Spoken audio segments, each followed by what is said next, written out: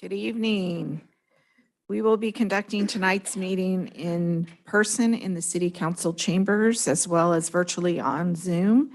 Members of the public may view and listen to the meeting tonight live on Wave Channel 18 and online through the city's YouTube channel. If you would like to participate in live public comment via the Zoom platform, please refer to the agenda for instructions. Pastor Fred Benzel from Grace Life Church will be giving the invocation this evening, and Mayor Andreatta will begin the meeting immediately after. So Pastor, if you'd like to come up to.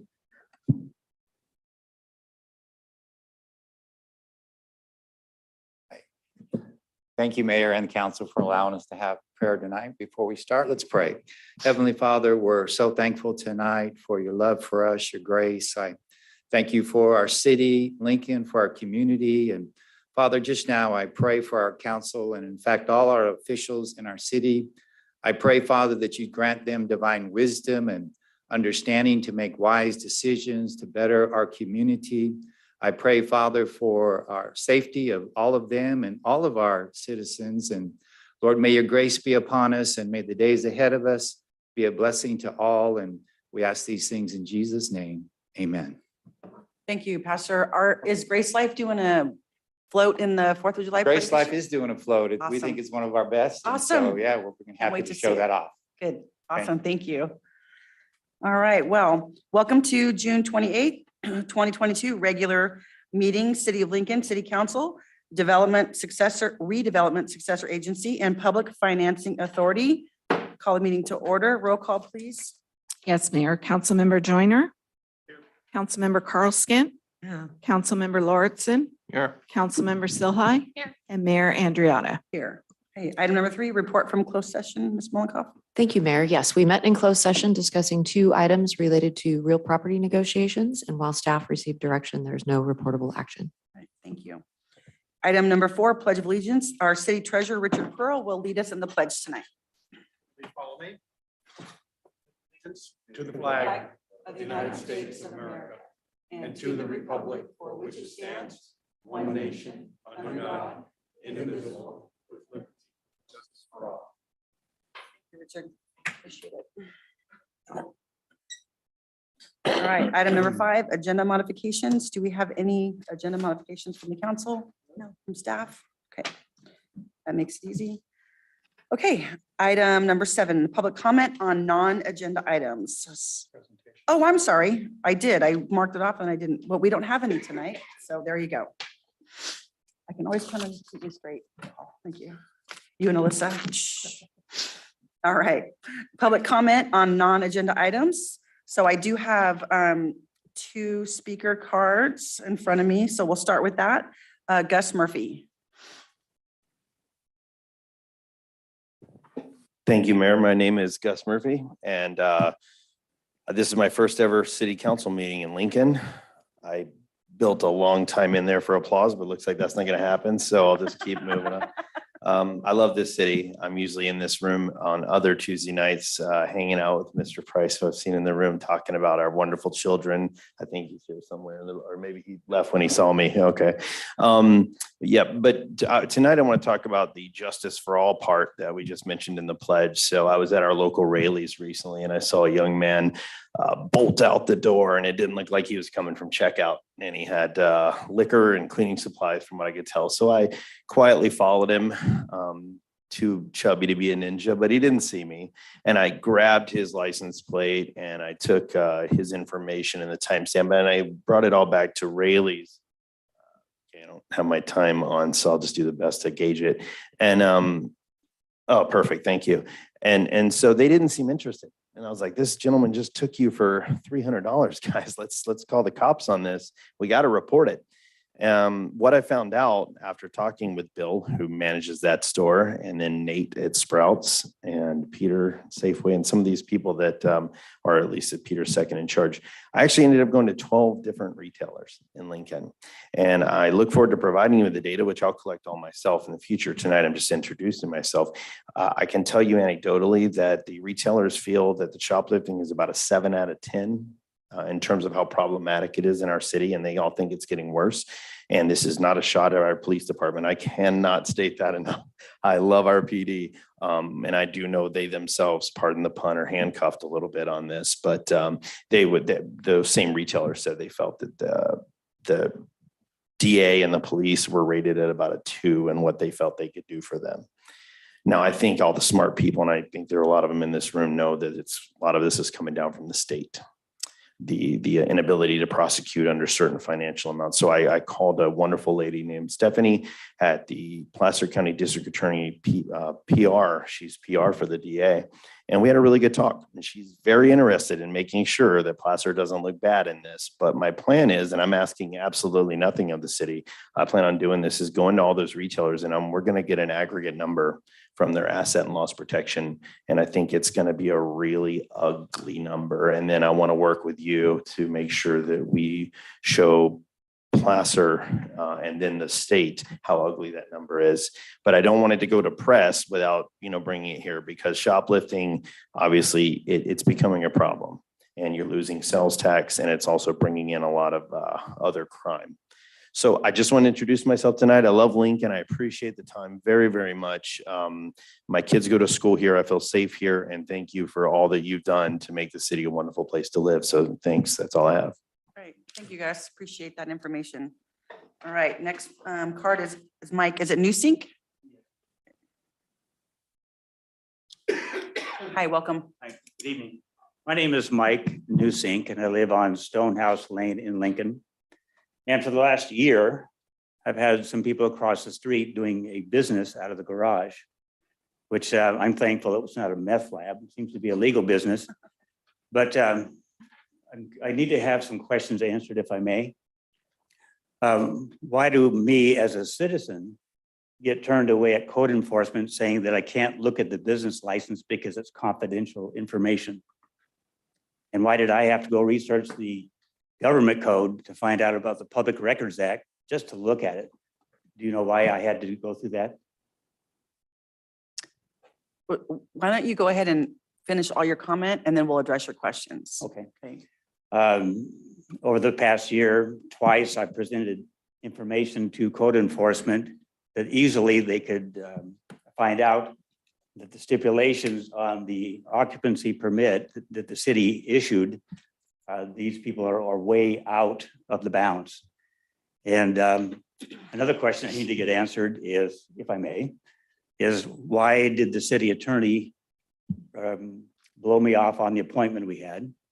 We had a telephone appointment that simply, I stood around for an hour waiting for the phone to ring, and that didn't happen. She won't answer my emails. She won't take a personal visit. And I simply wanted to find out is after all these interactions back and forth with the assistant, I can't remember her name, Jennifer, I think. She's a very shining star here in the city. To find out why nothing happened. I got a 15-word response from the city attorney. So we've conducted an investigation and this case is closed. And so I figured, okay, they got to have a report on that. City clerk, Dia, I think her name is, very helpful, very, very helpful. So no report, nothing here to report. There's nothing written. So I'd like to know just why a law-abiding citizen that I pride myself in being seems to be treated like a second-class citizen on the process, and how can we make something happen? That's all I want to say. Okay, thank you very much. Which one of you would like to handle that? Thank you, Council. Mr. Newsink and I had multiple conversations. He had complaints about his neighbor operating a home-based occupation. When I investigated his complaints, I found that he had a legal permit issued for him to operate his home-based operation and could observe no violations. Based on that, I had received a verbal report from him. It was deemed that was not a valid complaint. And so when Mr. Newsink asked for the report, there was no report because I wasn't able to validate any of his complaints. I do understand that we had a phone conference scheduled at one point that I asked Jennifer to reschedule. I did not see that rescheduled on my calendar, so that might have just been a miscommunication, but I'm happy to reschedule that. But as far as business licenses go, it is our practice under the Public Records Act not to disclose those because it contains confidential information that's provided to the city. And again, as I indicated, this is not an issue of an occupancy permit. This has nothing to do with an occupancy permit related to the property. It has to do with whether he had a valid home-based business operations permit, and he did, in fact. Thank you for that. I appreciate it.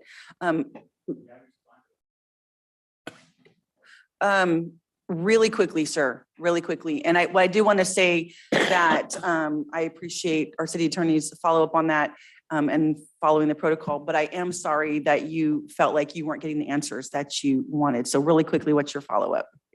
She said that we did a lot of interacting back and forth. Mhm. The one and only correspondence I received from her was the 15-word email that said, we're done, we're Okay, closed. okay, And that's the only communication. okay.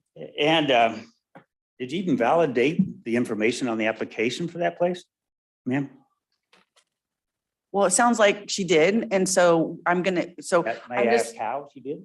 well, I don't know if we can answer that for you right now, but what I will tell you is that Ms. Mollenkopf will follow up with you and you guys will have, you can have an in-person or phone. So I'm sorry it didn't happen the first time, but we'll make sure it happens this time. And she can tell you anything that she's allowed to tell you about that.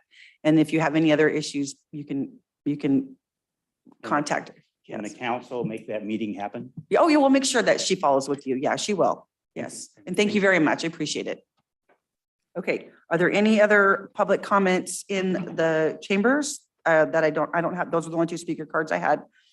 Okay, do we have any on Zoom? No hands are raised, Mayor. Okay, all right, then we will close public comment. Item number 8, consent agenda. All matters on the consent agenda are considered routine business and will be enacted by one motion.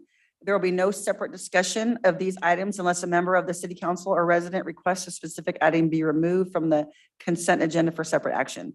Any items removed will be considered after the remainder of the consent agenda. So do any of my colleagues wish to pull an item from the consent agenda? Is there anybody from the public that wishes to pull an item?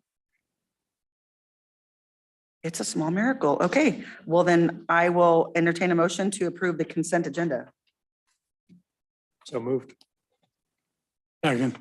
Okay, roll call, please, Ms. Scanlon. Yes, Councilmember Joyner, Yes. Councilmember Carl Skint. Yeah. Councilmember Lauritsen, Yes. Councilmember Silhai. Yes. And Mayor Andriata. Yes.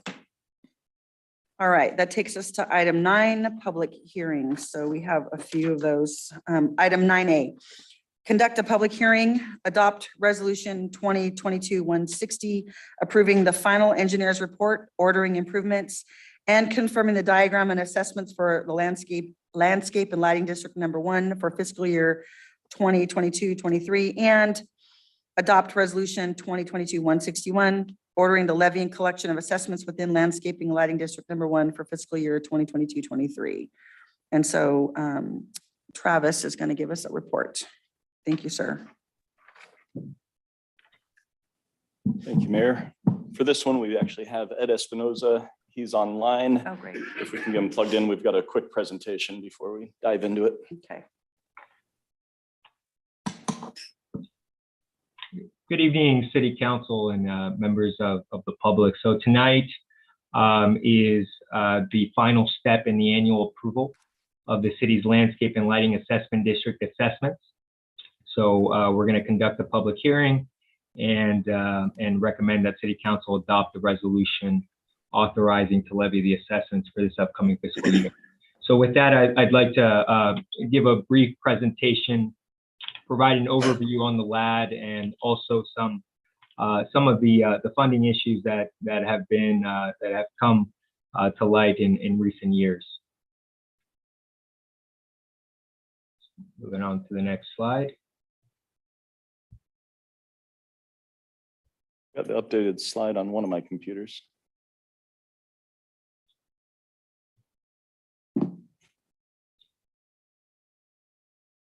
Can we move it to the next slide, Travis, or? Bear with me, Ed. us. Oh, okay, sorry about that.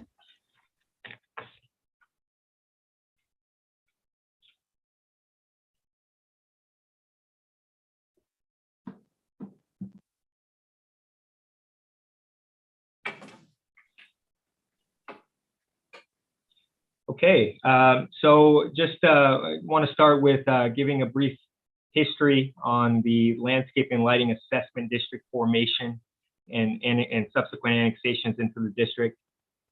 We also refer to the district as the LAD, Landscape and Lighting Assessment District. It was formed in 1982 to fund the maintenance of city landscaping, parks, open space, trails, and street lighting. Since from 1982 to about 2003, new development annexed into the original zone to meet conditions of approval for new projects related to maintenance of city improvements. Those developments were annexed in at variable assessment rates and also with no CPI escalator associated with the assessments. And we'll get into some of the issues that has caused a little later in the presentation. Beginning in 2004, if we could go back real quick, yeah. So beginning in 2004, from 2004 to 2015, 32 additional benefit zones were created for the LAD. Those benefit zones do have a CPI escalator attached to the assessments. So generally speaking, those zones are in good standing. There are some funding issues in some of the zones, but it's not nearly to the degree of the original zone.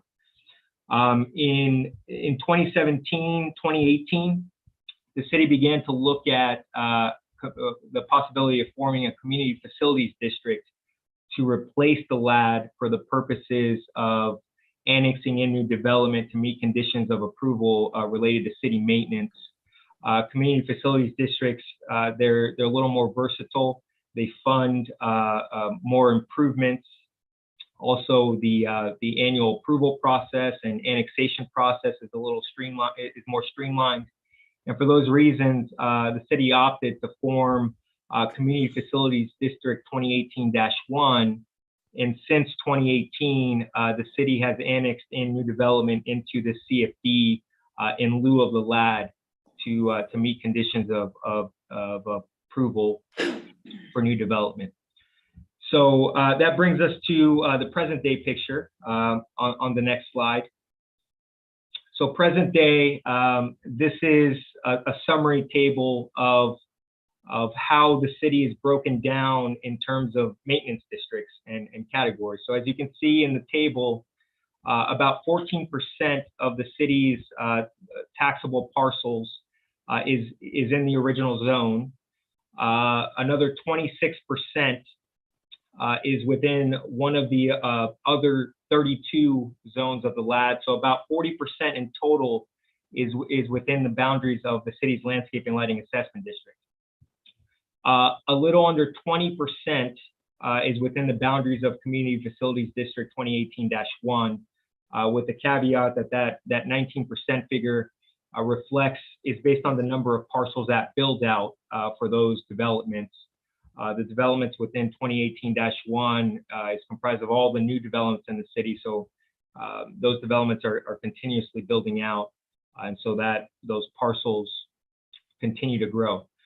So that leaves us with the remaining 41%, which is not within any maintenance district. So the 41% is comprised of parcels that are not in a LAD zone or CFD 2018-1.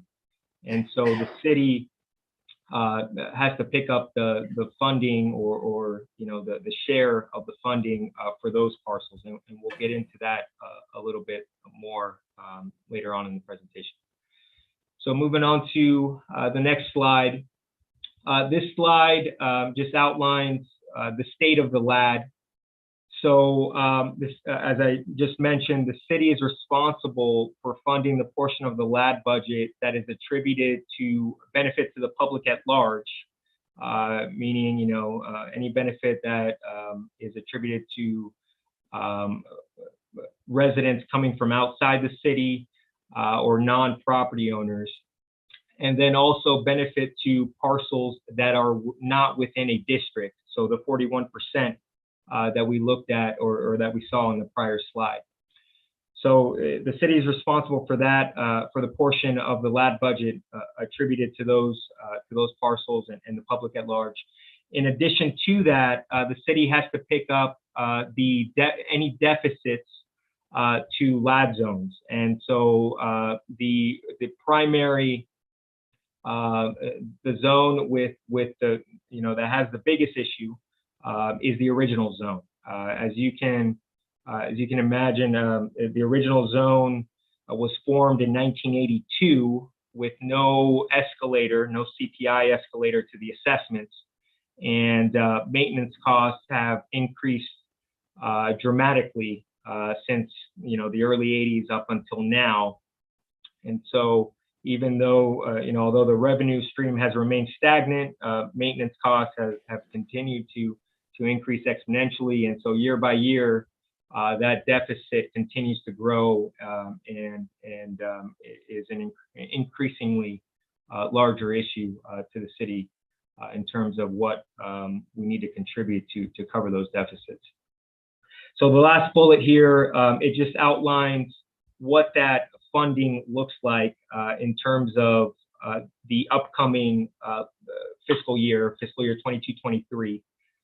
3.5 million is anticipated to be generated in assessment revenue, 3,559,000, and about 395,000 is estimated to be covered. It is a portion of the deficits for the zones that can't cover expenses through assessment revenue. 395,000 will be funded by existing fund balances from those LAD zones. Then from there, we get into city contribution amounts. The first one being the benefit to public at large and non-district parcels, which is about 464,000. And then the other is the amount that the city needs to cover for the deficit zones that can't be covered via their fund balances. And so that leaves us with about 334,000 that the city has to cover because the zones themselves can't cover it by via assessment revenue or fund balance. So the city's got to kick in and cover that. So with that being said, going into the following fiscal year 23-24, we're expecting that all the available fund balances in these deficit zones will be depleted, and therefore that 395,000 that is anticipated to be covered via fund balance, we're estimating that the city will need to pick up that share in fiscal year 23-24. And for that reason, the city's contribution is expected to increase about 50%. Because that available fund balance to cover the deficits will no longer be available to cover that delta. So moving into the next slide, what can be done about these funding deficits? So in order to increase assessments, the city would need to conduct Prop 218 proceedings, which generally speaking involves noticing and balloting via mailed notices and ballots to all affected property owners. And the city would need to obtain majority property owner approval, weighted by proposed assessment in order to proceed with increases to assessments. So back in 2017, the city conducted a benefit analysis to further strengthen the city's benefit nexus in anticipation of potentially going out and asking property owners for assessment increases. In 2018 and 2019, city council workshops were held to review the LAD funding issues and discuss strategy and game plan as it relates to the Prop 218 proceedings. In late 2019, the city hired a consultant to conduct a poll and a survey to gauge whether or not property owners would be amenable to assessment increases at that time. Unfortunately, back in 2019, what the survey results indicated is that it was likely that assessment increases were going to be turned down and we're not going to pass. And for that reason, the city determined that the best course of action was to revisit Prop 218 proceedings at a later date when perhaps property owners were more amenable to supporting assessment increases. So that brings us to today, tonight. As I mentioned at the beginning of the presentation, tonight is the final action as it relates to the typical annual approval of the LAT assessments for the upcoming fiscal year.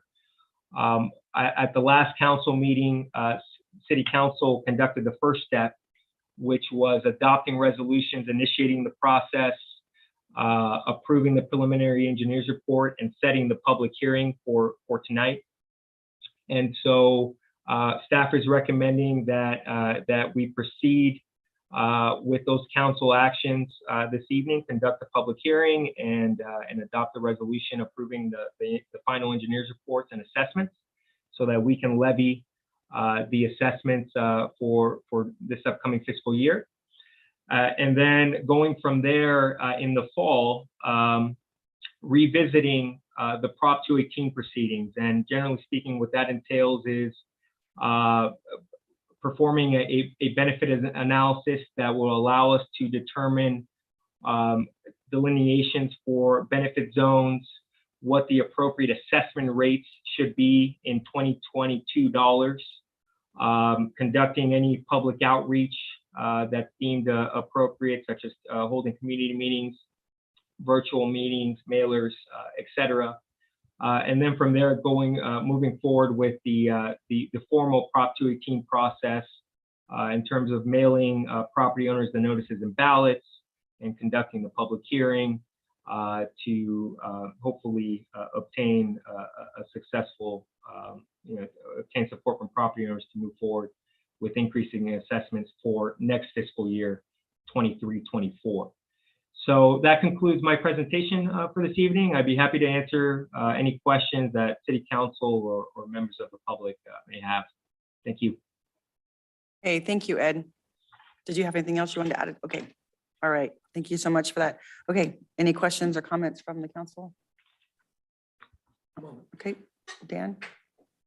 Could you go back to the second to the last slide, the one that shows all of the deficits, that one. My question is, we have 41% of the parcels in the city that are not in any kind of a assessment district, or that, well, that's not a city assessment district.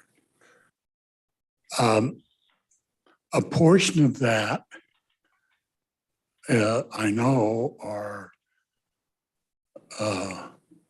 people that are assessed for maintaining their local, what is referred to as their local streetscape, but there's no provision for providing support, financial support for any of the common things like the parks. How much of the 41% and numbers of parcels are non-developed?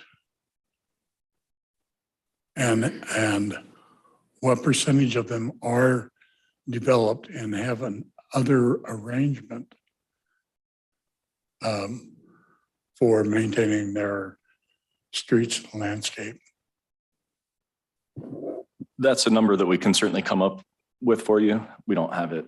You don't have is it 50%? Oh, it's got to be way higher than that, right, Travis? I mean, in terms of, you're talking about, Councilmember Carlson, you're talking about individual parcels, not necessarily parcels that are really large, like that are part of future specific plan areas, right? Like infill parcels that never developed. Is that what you're sort of addressing? Well, no, because those are infill and they have infrastructure around them.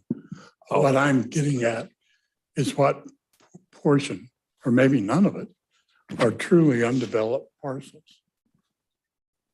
So maybe I can. Is it area or parts counts? I guess. Sure. So generally speaking, council member, the 41% is the older parts of town, the downtown areas, that were grandfathered in and have Okay. no maintenance district. And also a big chunk of that 41% is also the large Sun City Del Webb development in the central part of the city. I believe that area is about 6,000 parcels or so, if I'm not mistaken. So 6,873. so there you go. So yeah, generally speaking, I would say that 41% is comprised of the older parts of town and that Del Webb development. With that being said, there are undeveloped parcels in there. The thing with those, though, is when they do develop, they will be annexed into 18-1, the Community Facilities District. And in theory, there should be, it will help, because any developments or parcels that are annexed into the Community Facilities District, they move from the 41% to the well-funded, let's call it 20% of CFD 2018-1. So. Thank you. I understand that. What I was trying to get at is that the Del Webb development, for instance, and I don't know if there are other HOAs around like it, there don't contribute costs to our shortfall except for their unpaid contribution to the general city part of it. Correct. The deficits for the other ones that are on the list are not only the city, but they don't pay for their own local maintenance. Correct. The ones that are incorrectly formed that now are running a deficit Right. for their own services. Right. Yes, correct. So I just wanted to make sure that I did understand it. It's an absolutely necessary thing for us to solve this in the future. We can't go along like this. But it's a complex problem to put before the electorate. Not just that it's going to be a hard sell, it's going to be a hard thing for them to understand. So it's going to require an extensive outreach for all of us, but in a well-planned outreach, because it has to be done. And to put it a finer point on it, Ed was pretty diplomatic in explaining that longer term, it will slowly and surely bleed your entire reserve of the general fund.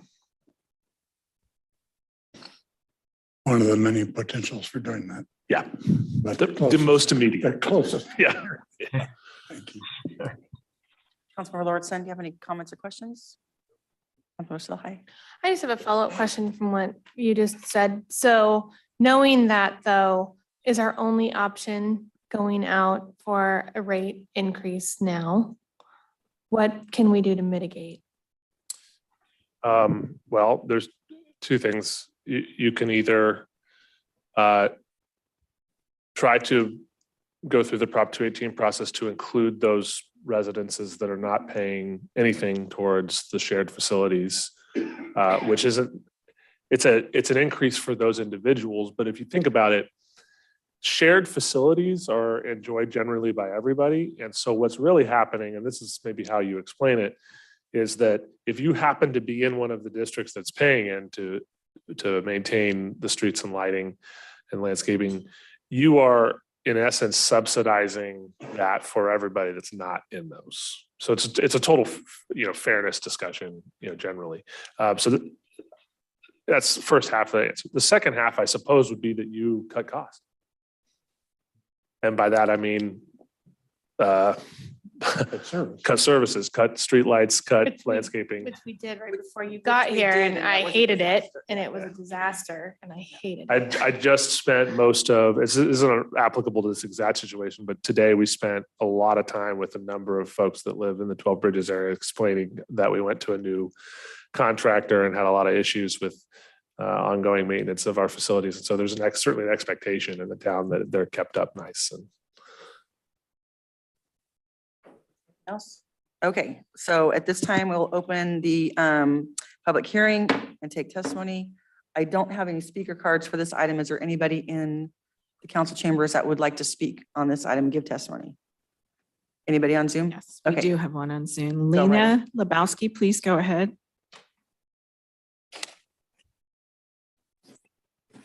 Good evening, Mayor and council members. I just want to expand upon what Councilmember Carlson addressed. Lincoln Hills takes care of all of their landscaping maintenance, including paying for the water to water it. We own our own street lights and pay for our electricity for those street lights. We have probably half dozen parks that we maintain as well for our residents in Lincoln Hills. So when you decide to do a 218, I hope that you'll consider all that we do for our large area. I'm sure there are some districts like downtown that's not paying into it that receive lots of services, but we do not receive lots of services from the city. We take care of our own part of the world in Lincoln Hills. So I just wanted to remind everyone about that. Thank you. Thank you, Lena. Can I You can expound go on right that? ahead. I think you have to finish Yeah. all the comments though. Oh, that's Was that the last one on Zoom? Because it's a Okay, public hearing. right. And nobody else in the chamber? Okay, close the public hearing. Go ahead, Dan. That's why I was very concise in saying that they pay 100% for their local charges that would be in a CFD or an a LAD. They don't pay for McBean Park or Foskett or other parks that they go to. And some of the major streetscapes that they drive by. So they don't pay for the general benefit. I would hope that we don't try to change their methodology or assessment system for maintaining, when we decide what we're going to do, maintaining their own facility, because they do a hell of a good job in doing that. I'm just saying that what they ought to be responsible for, and everybody in the city should be responsible for, is the common use. So that was what I was getting at, Lena. I wasn't talking at all about anything on the compound, our compound. No, you make a good point. Okay, I don't have any comments or questions. So if there's nothing else from the council, entertain a motion for this item. can we do them both together, Christine? Two motions, right?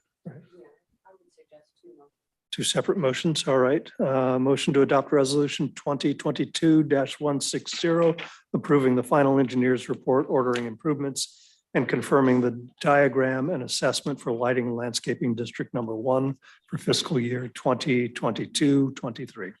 Second, Yes, Councilmember Joyner, Yes. Councilmember Carlskent. Yep. Councilmember Lauritsen, Yes. Councilmember Silhai, and Mayor Andriotta. Yes. Motion to adopt resolution 2022-161, ordering the levy and collection of assessments within landscaping and lighting district number 1 for fiscal year 2022-23. Second. Councilmember Joyner, Yes. Councilmember Carl Skint, Yes. Councilmember Lauritsen, Yes. Councilmember Silhai, Yes. and Mayor Andriana. Yes, okay, thank you. All right, item 9B, conduct a public hearing to receive public testimony in regards to amending the public facilities element, fees for transportation, wastewater, water drainage, and community services with an effective date of August 15th, 2022. Adopt resolution 2022-162, adopting the public facilities element program Nexus study dated June 10th, 2022. Waive full reading and introduced by title only ordinance 1047B of the City of Lincoln, amending section 13.04.360 to the Lincoln Municipal Code, establishing water connection charges, and waive full reading and introduced by title only ordinance 1048B of the City of Lincoln, amending sections 13.12.050 and 13.12.060, establishing sewer connection charges and appointment and apportionment. Okay, and so Travis, you're going to give us a report on this as well. Thank you. Thank you, Mayor. Yep. We have another presentation to go through on this one.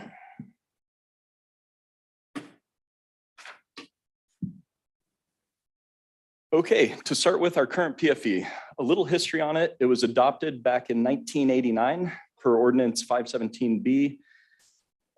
Then throughout the history, it went through a number of price escalations. And then the last update was 2012. It was resolution number 2012-024 on February 28th, 2012. Then we applied one more inflation factor in May of 2014. That's what we're currently using when we're putting in PFE fees for current development. Since then, we have hired Goodwin. We consulted with them in 2014 to prepare an update. Travis, I'm sorry to interrupt you. Yeah. Is there supposed to be something on the screen? Oh, there's on mine. There you go. Thank Oh, you. there we go. So contracted for services with Goodwin in October 28th, 2014. That was to perform the Nexus update that we're bringing before you tonight. That update was performed over the course of a number of years. And in 2018, that went out to the development community. It went through a number of processes that was agreed upon, or at least relayed on the methodology and the assumptions that it was based on. That 2018 update was right before it came to council. It was pulled because we realized there were a lot of cost errors in the elements that were to be constructed. So we went back and we had both some internal staff and consultants update all the cost elements, not the methodology, but the cost elements of that 2018 study that was distributed and discussed with the development community. That update was then ready in 2020, at which time we were just waiting on COJO, waiting on some fee studies, just sort of crossing the T's and dotting the I's before we could adopt the Nexus study. That obviously has been an ongoing process, but we're coming before you tonight to update or to adopt the updated Nexus study. So we've got two regulations that we need to comply with. Assembly Bill 1600, so the Mitigation Fee Act. For this, we need to make sure that our update provides a nexus for the purpose, use, relationship, and the need for the fee. Make sure that the benefit of the public facility is for the development that the fees imposed on. It requires that we impose or provide a 5-year reporting, the purpose, relationship, funding, and timing. We need to have our capital improvement plan, which we comply with. And AB 1600 says that these fees can include water, sanitary, sewer, storm sewer facilities, transportation impact fees, public buildings, parks, recreation facilities, and other capital improvement projects. The second and more pressing is Assembly Bill 602. So this amended Government Code Section 65940.1 and add Government Code Section 66016.5. Assembly Bill 602 required that fees, zoning ordinance, development standards, and annual reports be posted on the city's website. Requires that the fee nexus study shall be adopted prior to the adoption of the impact fee, which is what we're before you tonight, is to adopt the fee study, not the fees. All studies shall be adopted at a public hearing with at least 30 days notice. Again, that's tonight. Nexus studies shall be updated at least every 8 years, beginning January 2022. For any Nexus studies adopted after July 1st, 2022, they shall calculate fees for residential development projects proportionally to the square footage of the proposed housing units. For that one, the state plans to provide a template by January 1st, 2024 on how to accomplish that. Review of our PFE update. So like I say, the previous study was a 2012. That was based on our previous general plan. The current one before you is based on our 2050 general plan. We've got, I guess, a couple of primary changes. So area number 1 are all areas per the 1988 general plan. And then we added in Lincoln 270 and Village 7. Area number 2 on the PFE update would include all of the villages 1 through 6 per the 2050 general plan adopted in 2008, and then SUD A, B, and C. Area number 1 drainage, we did divide that north and south of the Auburn Ravine. That's already in place. It's updating that. Village number 1 is, as you see above, that's per area number 2. But in this case, it is proposed as an area number 1 for fire services, just because its relationship to Fire Station 33 in the proximity. Area number 1, the library demand is met by the 12 Bridges Library. And the 12 Bridges DA includes some allocation factors that continue until the DA expires next spring. I know the numbers are pretty small. What I wanted to show you on this slide is if you look at the current PFE, so the first column, the bottom line number, we're currently assessing 25,357 for south of the ravine and 26,092 north of the ravine. If we had taken that 2012 study, the most recent update, look at the construction cost index at time of that adoption and look at today's, we would be increasing it, just indexing to inflation only. We'd be increasing it from the 26,092 to 35,102. Or for area 2 or the area 1 south of ravine from 25 to 34. So that's using the previous methodology, using the previous assumptions, using everything that was agreed in place, and just adding the construction cost index, we'd be at those numbers. Our proposed area 1 fees, the third column over, are actually a little bit less than just the inflation adjusted PFE fees. You can see there we're proposing 34,946 and 32,510. Area number 2 wasn't included in the previous 2012 study, so we've got nothing to compare that one to as far as against current. Blowing up the numbers a little bit for you guys. So the first slide here, area 1 fee, this is your typical low density residential. And again, this by drainage areas north of the ravine. We're looking at the increases in transportation from 3636 to 6400. I don't need to read the whole table to you, but this summarizes, and we can come back to this during questions and answers. This summarizes the impacts and the increases for the area 1 north of the ravine fees. Area 1 south of the ravine, similar increases. Again, transportation, wastewater, water drainage, and the community features, the parks, community buildings, pools, all of that. Area 2 is a little bit larger number, but again, area 2 development none of the elements that we've got in this proposed PFE update were previously considered. So these are all new elements that are there to support all new developments. So this is these guys sort of, it stands on its own. So we've got the transportation, wastewater, water drainage, and community facility fee.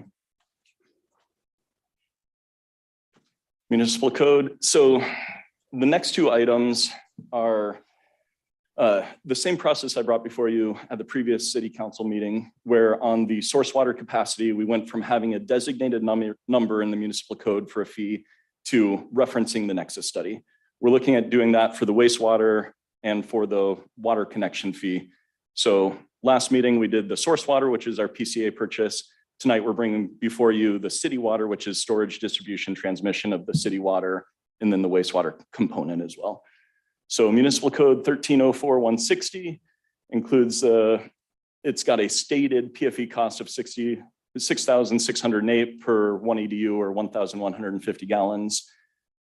We just propose revising that number and just referencing the previously adopted Nexus study for that water PFE cost.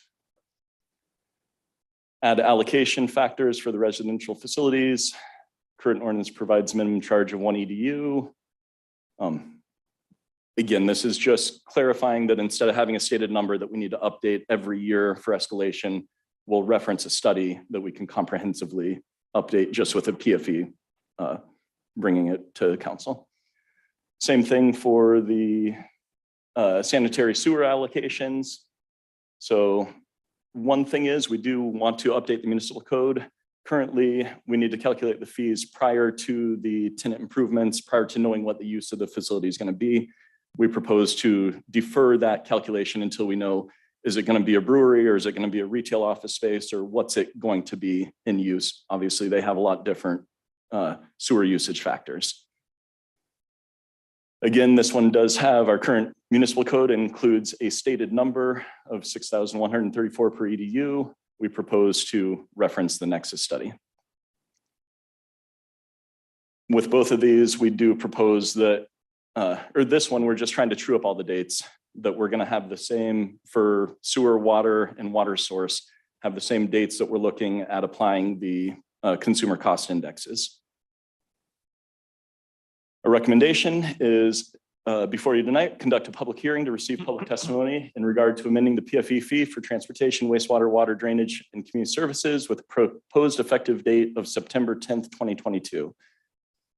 Adopt a resolution and adopting the public facility element Nexus study, so not the fees, the study dated June 10th, 2022. We have full reading introduced by title only, ordinance amending section 1304-160, establishing the water connection charges. We have full reading introduced by title only, an ordinance amending section 1312-050 and 1312-060, establishing the sewer connection. With that, I do have Victor from Goodwin online, and I'm happy to answer questions. Thank you, Travis. All right, questions, comments? So I'll start us off. Okay, thank you.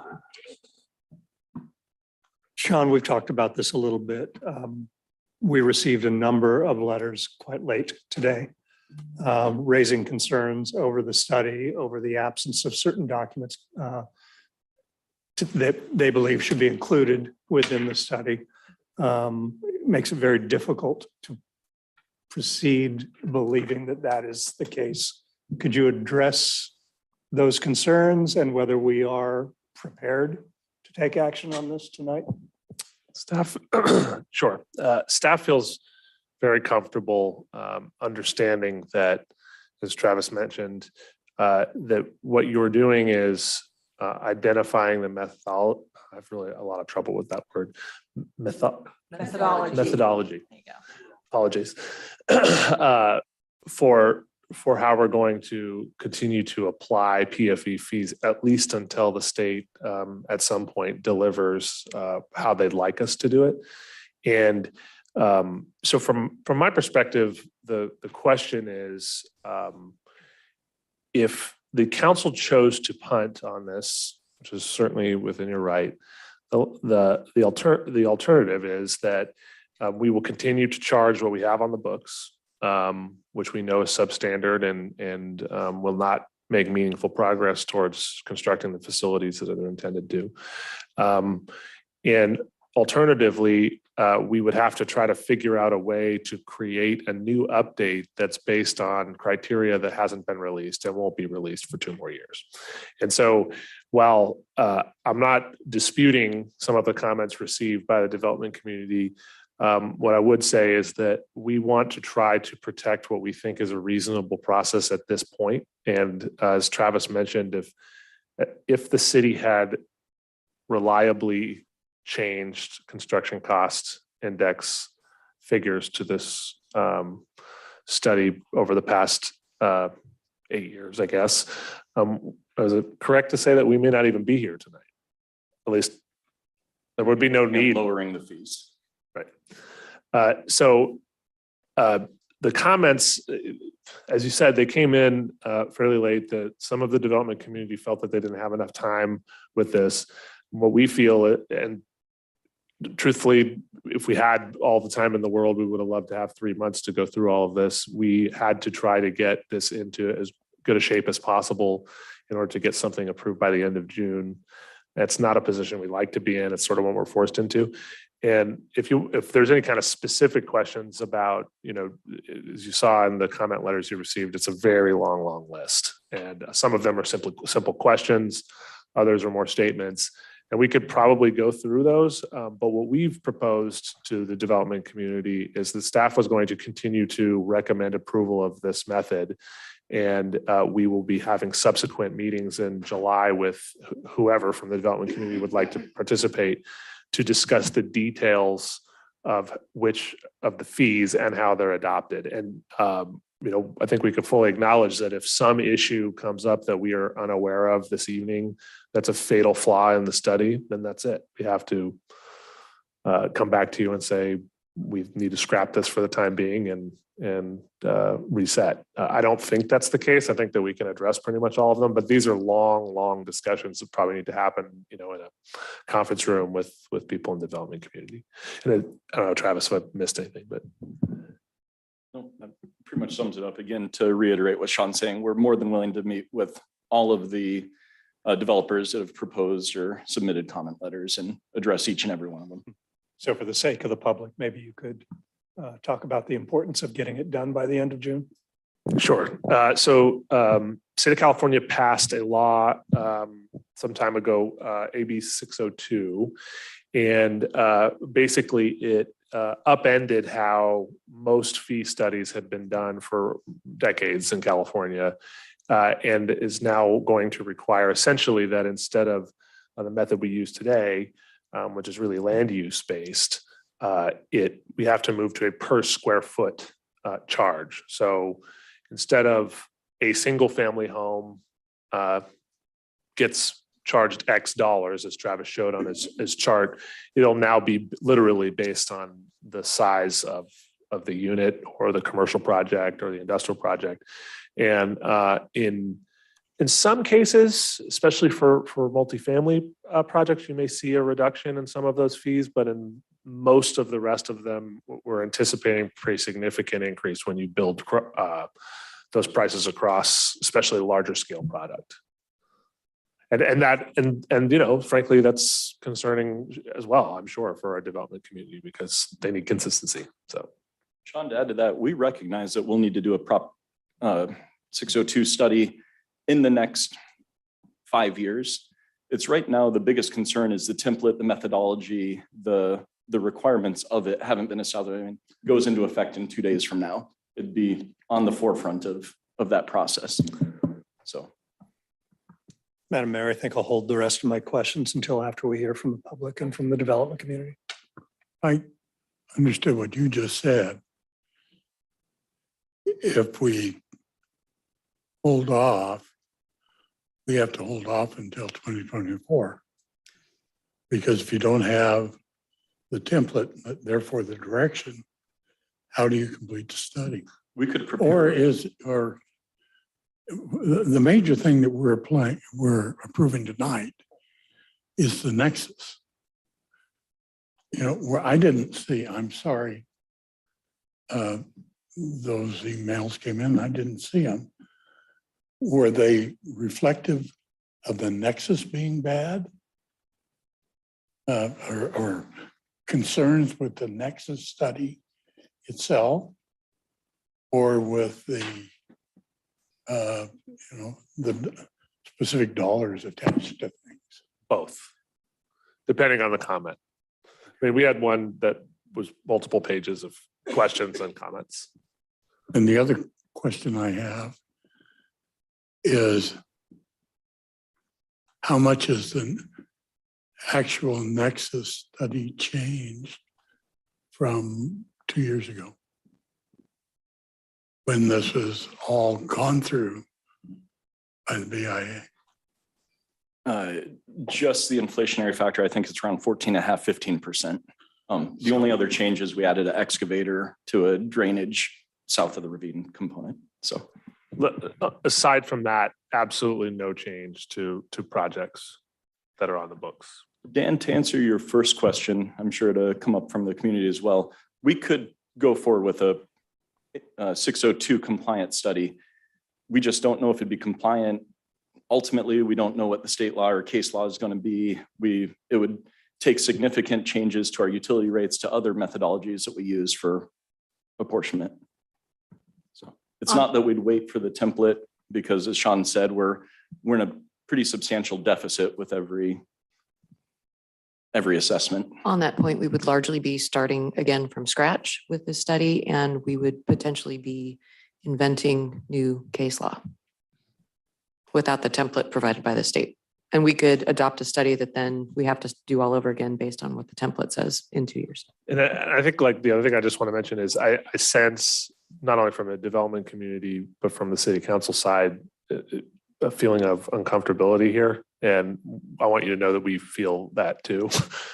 We don't like being in a position where we have to have a deadline and approve a study. It would be, if in a vacuum, if this bill didn't exist, we probably wouldn't have ever agendized this, and we'd be going through a series of meetings with developers until everything was worked out. But we are against a deadline.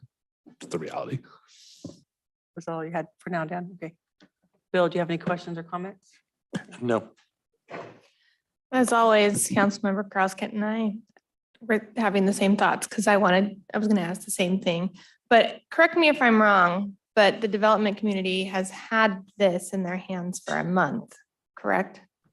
It went out on the 13th to BIA and to the major developers in the area. All right, so I'm a little bit confused, just for those in the room, why I'm getting emails an hour before council on something that's this big when it's been around for that long. And honestly, because I went through extensively with Sean the other day, the only thing that has changed significantly in it is the inflationary factor. We worked so closely on it for the prior one, as my colleague stated. I'm a little caught off guard by some of the comments, because I did go through all of the emails despite it being a very busy work day and an hour before. And I'm a little confused by them. What I do appreciate, though, to Sean's point, is we're up against a wall, but we're not adopting the fees, which, by the way, I would actually be comfortable doing given the circumstances, but we're not doing. So I want to put that out there also, which I've already let Jeff know. And I'll refrain comments for later, but my question is, because I wanted to say it in advance of your public hearing comments, I'm a little confused by some of the comments. So if there could be some clarity in why now and not 2 years ago, and why an hour before, and what really is at issue, and why you're wanting me to not vote on a framework, because I'm not adopting a fee tonight. I'm adopting a methodology framework that we worked on with you. If you could address those comments, that would be very helpful to me. Yeah, very good point. Okay, there's nothing from the council. I'll open the public hearing and take testimony. And I do have one speaker card on this. So we'll start with John Fett.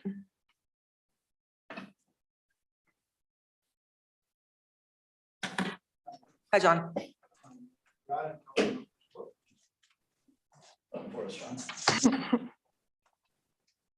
Okay, so I sent an email an hour ago, so. I saw it, I don't read know it. what to say.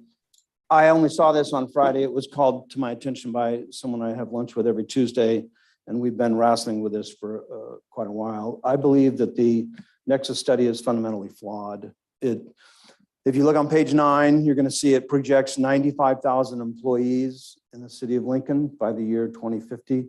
It projects 20 million square feet of retail space by the year 2050. This is all taken off the general plan. There's some flaws in the whole system. This study it's beyond me why someone would even publish this without stopping to look at it. Somebody's down in the weeds and is not getting their eyes above the horizon line. If you look at Roseville, it has 150,000 people, let's say. They have 6.5 million square feet of retail space, which includes one regional mall and an auto mall. We're not going to have 20 million square feet of retail space in our community ever, much less, out off Nelson Road and 65. So Right now, they have 150,000 people and they have 65,000 jobs in Roseville. We're not going to have 95,000 jobs. Somebody's taking the calculations and not looking at where reality is. And so that's my point. I've put together quite a few exhibits here. If you look at table A5, you'll see these numbers. The population, the jobs, the square footage of retail space that's to be built. Just because you zone a property commercial doesn't mean the tenants are going to go there. The reality is retail is only built when there's market demand. If you don't have a tenant, you don't have anything. And we're not going to get tenants on 4 million square feet of retail space out off 65 in Nelson. So if you look at the market data right now that I included in this package, Lincoln has 1 million square feet of retail space. Roseville, that's about for 50, the national average for retail space is about 25 square feet per person per capita. So we're in that range. Roseville, which is a hub city, has about 43 square feet per person. If we had 20 million square feet of retail space, we'd have over 150 square feet per person. We're not. The per capita rate for retail space is lowering. There's less retail being built. There's more online retail happening. Rockland currently has 2.5 million square feet of retail space for 75,000 people. That's 33 square feet per person. So there's some fundamental flaws that Goodwin should catch in their analysis. We're talking about $2 billion worth of fees and costs. And I'm telling you, about half of those will never exist. So that's my point. Thank you. Thank you, John. Okay, I don't have any other speaker cards, but if there's someone else in the chamber who would like to speak. Steph, thank you.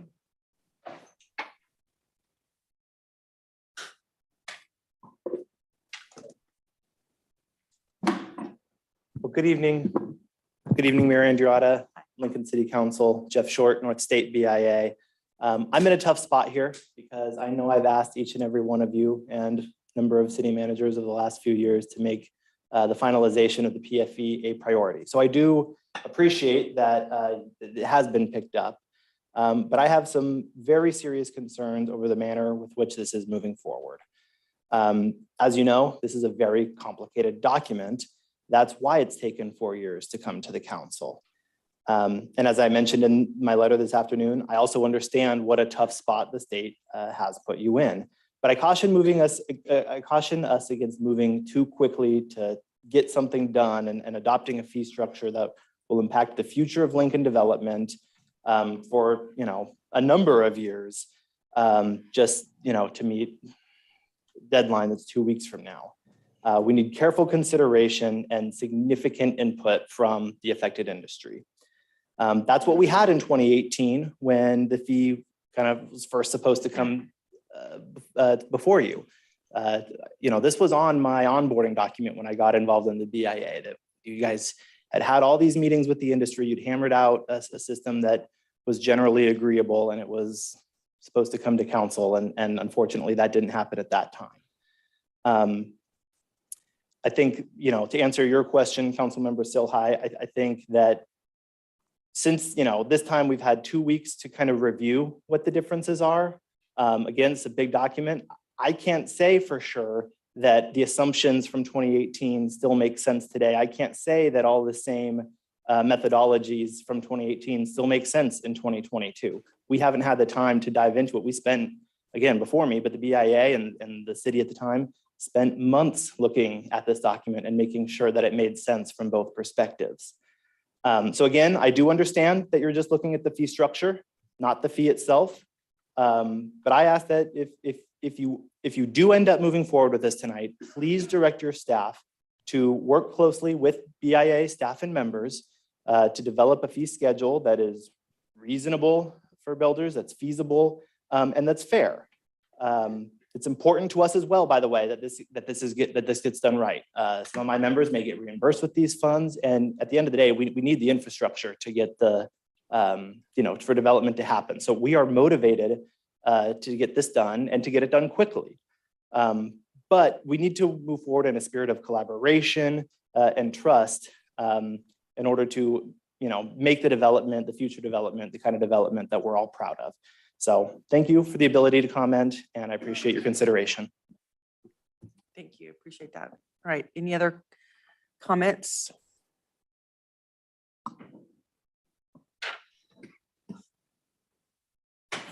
Madam Mayor, members of council, Marcus Leduca, behalf of Epic Homes. I wasn't going to actually say anything tonight, but I did want to follow up on the comments from the city attorney. You never want to be a pioneer. I've learned in my professional life that pioneers gets lots of arrows, and it costs a lot. So I understand the concern about not being the first one through. I have had the first project through after new state legislation came through, and it wasn't very pretty. So I share that. To Councilmember Silhai's comment about, where have you been? The past couple of years particularly have been a difficult one in the industry as we were scrambling around first in 2020 to find out if we were even going to be able to keep building, and then find out we are a essential business. But we've been facing, like everyone else has, some pretty big issues since last spring when the revisions came out. And we have had this the last, I got it on the 15th of June. So we have been going through this. Again, I share, Mr. Whipple submitted comments, share a number of those in my quick review of this. I would ask, as Jeff did, as the city continues to work with us, to learn the lessons that others in this region have learned very, very painfully. When the city of Rancho Cordova formed, it adopted, this is a brand new city in 2003, came forward and said, we have a lot of unmet needs. We have growth that's going to be happening in the southern part of our city. And they adopted a capital improvement program funded by their fee program that threw everything in but the kitchen sink. Freeway interchanges, aquatic centers, you name it, they threw it in. In their new growth areas, the traffic fee alone was in the $28 to $32 a foot range. And pretty staggering fees on new housing. And what happened basically was nothing. For a long, long time, nothing happened there. Development just did not happen.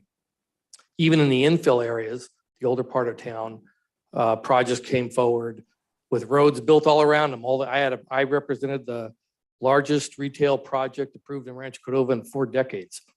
And we had a traffic fee of almost $12 a foot.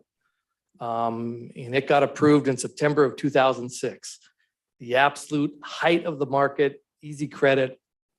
Had it gone on another few months, that deal would have cratered and would have never happened given what was happening in the marketplace at the time. Only when they substantially, and the work of people like Mike Whipple and the North State BIA reduced their fees, did they finally start to see some development occur. Rio del Oro, one of the major specific plans, nothing happened there for, I don't know, it was a decade and a half or longer. Just didn't pull any permits, just stopped. Because at some point, people still have to make a profit. On the other hand, looking at what, for example, in Village One, people are facing as we look at the update to the infrastructure finance plan, when you start adding up all the fees, and this gets into the housing attainability, not affordability, but attainability. Right now, we're looking at an infrastructure finance plan of $24,000 to $28,000 a unit for low density. You look here, it's another $34,000, $36,000. You add on school fees that are, I don't know, if in 12 bridges are $8 a foot, so 2,000 square foot home, that's 16,000. Pretty soon you're looking at $80,000 a unit. Saw the other day that the median price house in California of a new home is just under $900,000. So it's the struggle that people are to try to make sure we have homes that are attainable, particularly for that next generation, my kids' age, who want to buy a home. But just if you could direct your staff, if you are going to move forward today with really working through this to make sure we don't run into what Rancho Cordova experienced.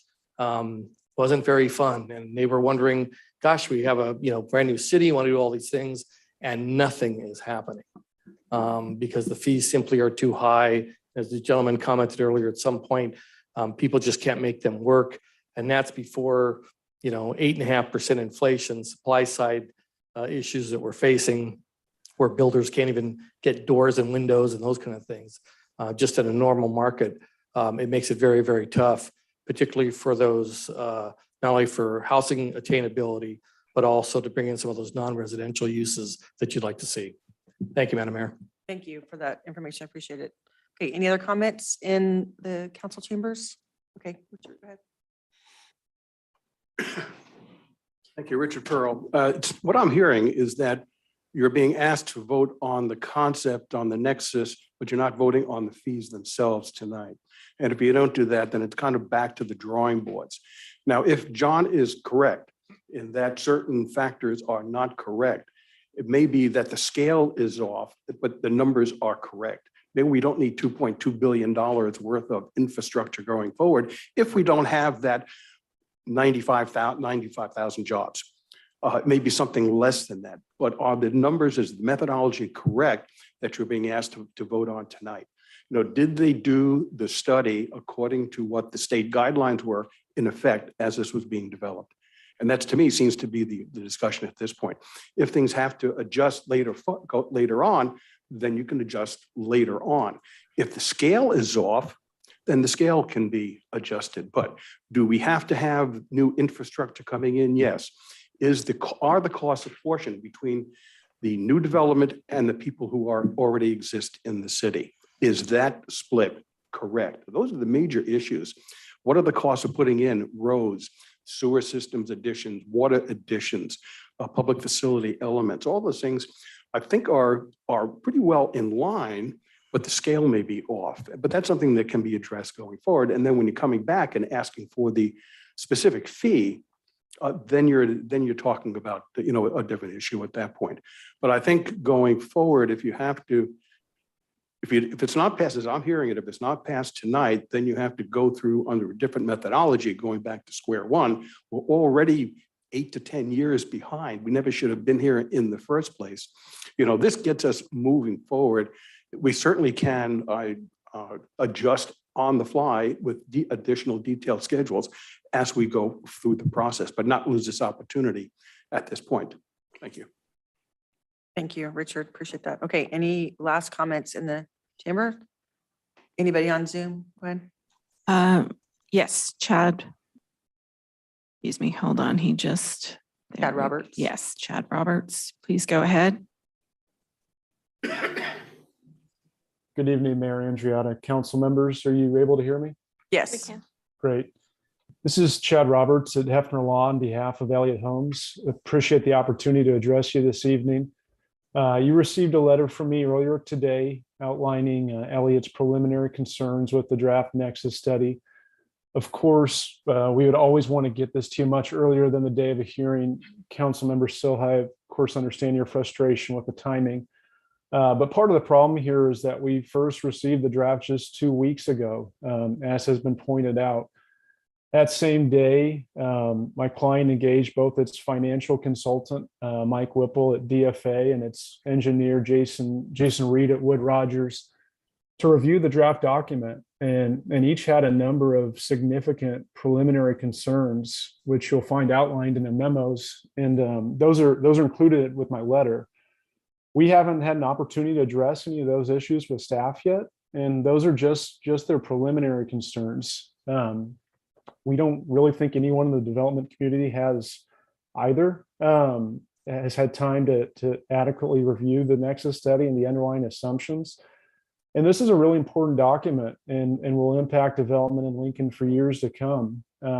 We understand you might feel pressure to adopt the proposed Nexus study tonight in an effort to avoid, the new requirements from AB 602 that take effect on the 1st. We really do understand that. But while that may appear to be an easier path in the short term, and we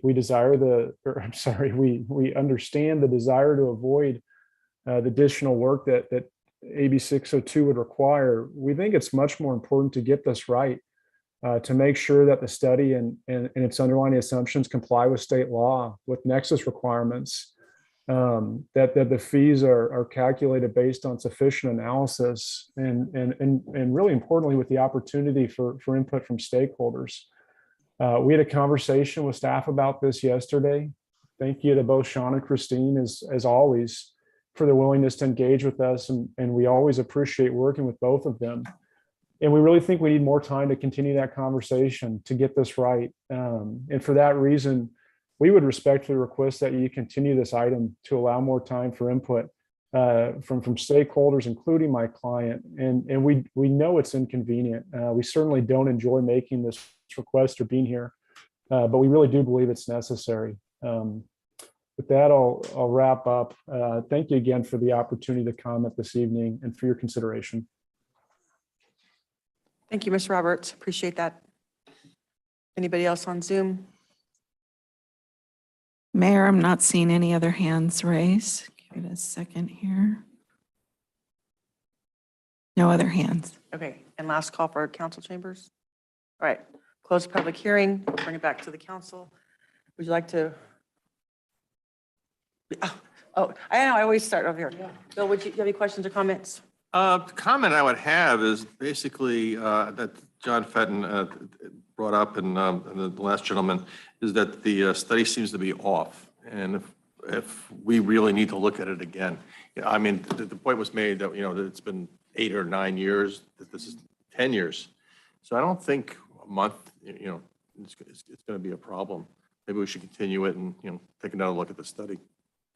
I was going to ask you if would it be appropriate for you to comment on Mr. Fett's comment about it being flawed? Sure, happy to. So most of Mr. Fett's comments are related to assumptions that are built into the general plan and other master planning documents.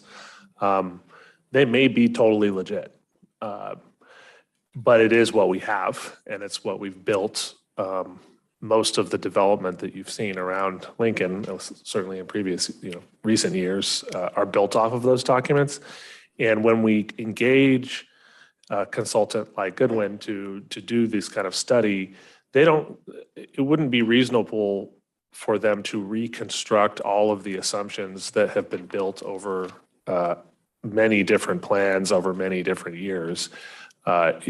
Sometimes a general plan builds out pretty close to the way you think it's going to, and other times it takes a lot longer or a lot shorter.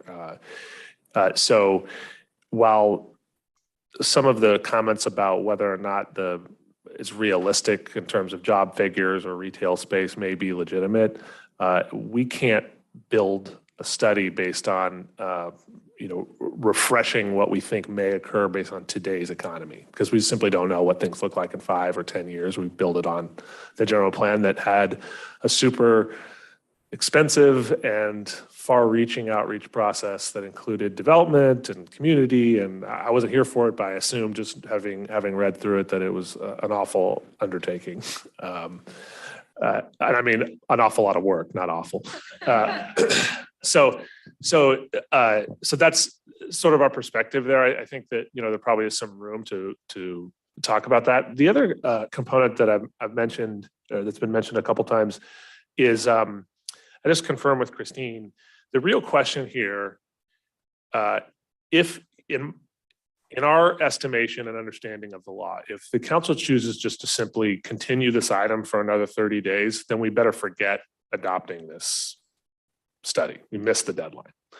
However, if you choose to adopt it, I just asked her this question, so I hope I'm not speaking for her, but if let's say that there's a couple of things that are incorrect within the study or things that could be improved to make it a more defensible document, at least is Christine's opinion that we can make minor, medium modifications to that methodology as long as it's on the books prior to the 30th.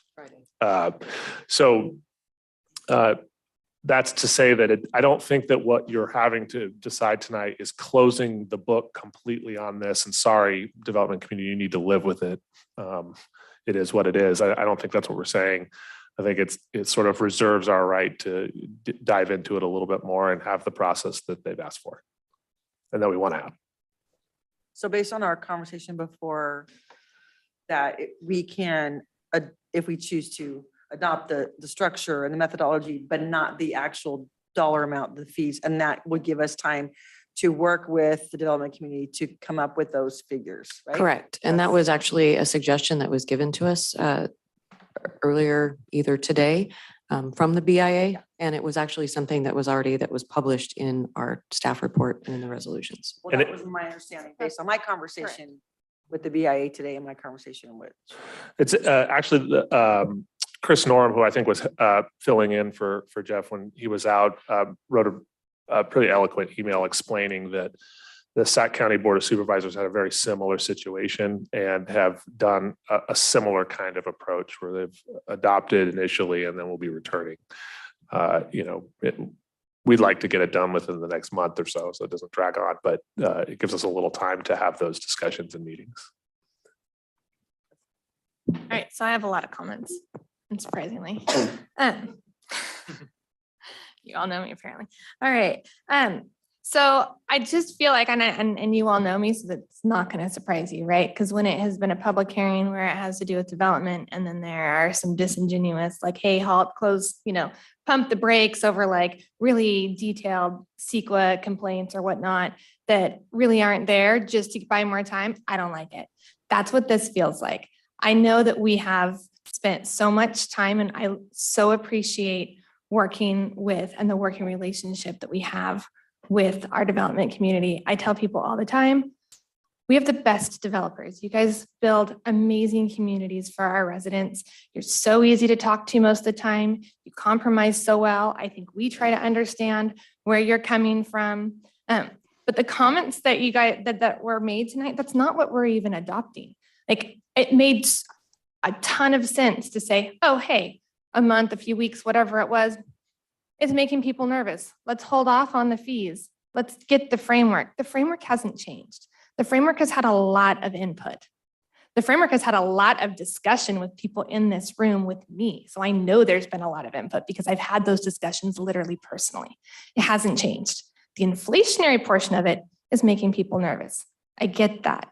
I've never claimed to be pro-development. I have always claimed to be pro-development that makes sense and that is sustainable and that is in the right time and the right fit for my community. And frankly, me not voting on a framework tonight, it's not sustainable for my community. It doesn't make sense for my community. I'm now subsidizing a lot of the things that are happening. We're losing funds on it.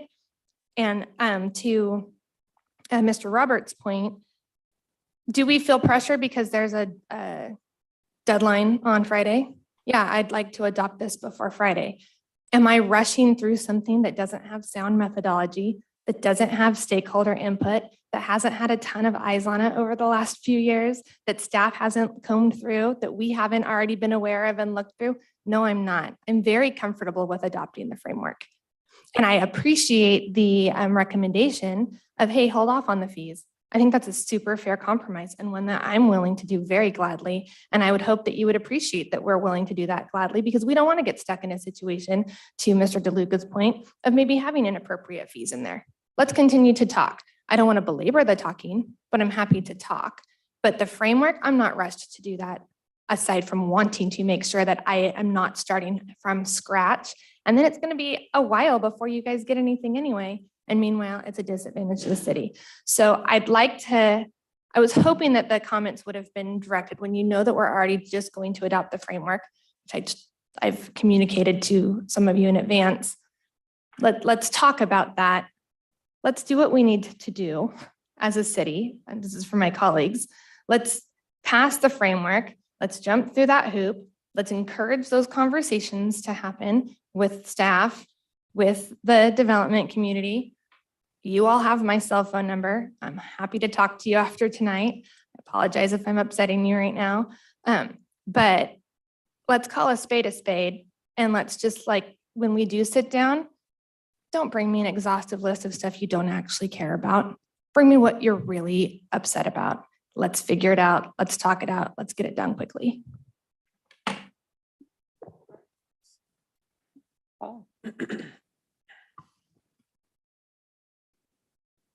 I guess at the core of my thinking at the moment is the consequences of not taking action tonight.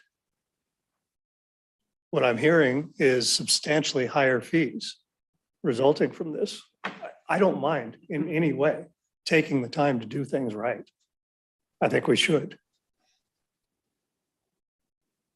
It sounds to me, and if anybody from the development community can show me evidence otherwise, it sounds to me as though the consequences of not approving this framework tonight are not just time, but substantial cost increases to all of you. But I'm not hearing any real concern about that from you. So I'm unclear as to why that would be. Why would you want to pump the brakes, miss the deadline, start from scratch, and potentially face much higher fees based on square footage than you would based on this? So, Mayor, if you'd indulge me, if anybody from the development community would be willing to address that, it might be helpful to me. Are we allowed to do that? Yep. Would someone like to address Mayor Pro Tem Joyner's question?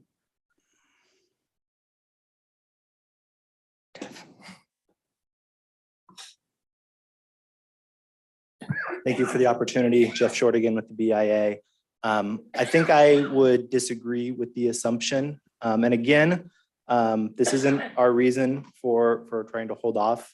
To Marcus's comments earlier, I would be more worried about being the first going forward with any sort of change in the state that I am with the actual notion of going to square foot. In fact, as an organization, we have holistically endorsed the notion of going to fees by square foot for every, I mean, we could talk about wastewater and water, which I think wastewater makes more sense by room. Wastewater or water makes more sense by lot size, which is actually what PCWA did at our urging last time they adjusted our fees.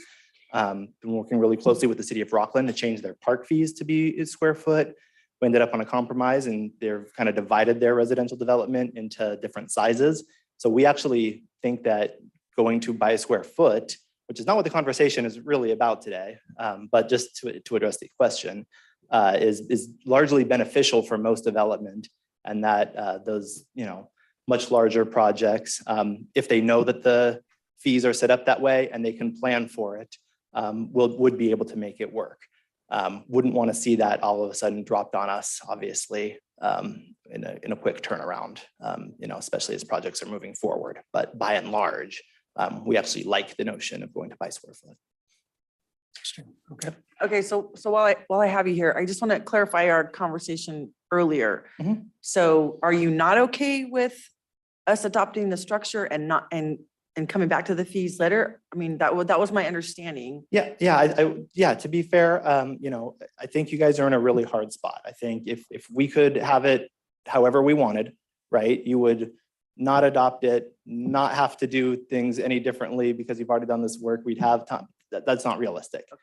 Given the hard spot you're in, I'm saying, recognizing that you are likely to move forward and that may be the best thing for the city, we would ask that you do pump the brakes very hard on any sort of fee adoption and make sure that we do put the time and energy that went into that 2018 discussion before adopting any fees. Right. And I think that's what we're talking about, right? Yes. Okay. Correct. So- Correct. Yeah, absolutely. Okay, thanks. And Understanding is we're talking about a framework and I would say a soft bump of the brakes. I don't think that any of us are wanting to belabor for a very, very long time like what happened before, which was very appropriate last time.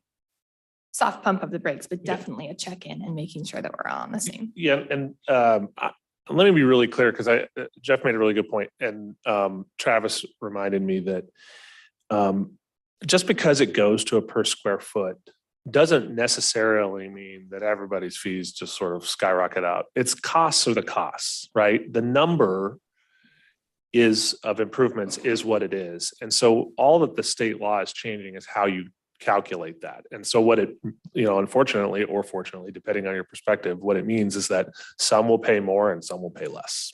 It'll be a different way of calculating. So the way I kind of feel is if the council chooses to move forward with this tonight, And let's just say that in consultation with the BIA and all of their different membership, there is just some absolute fatal flaw here that we're not aware of this evening.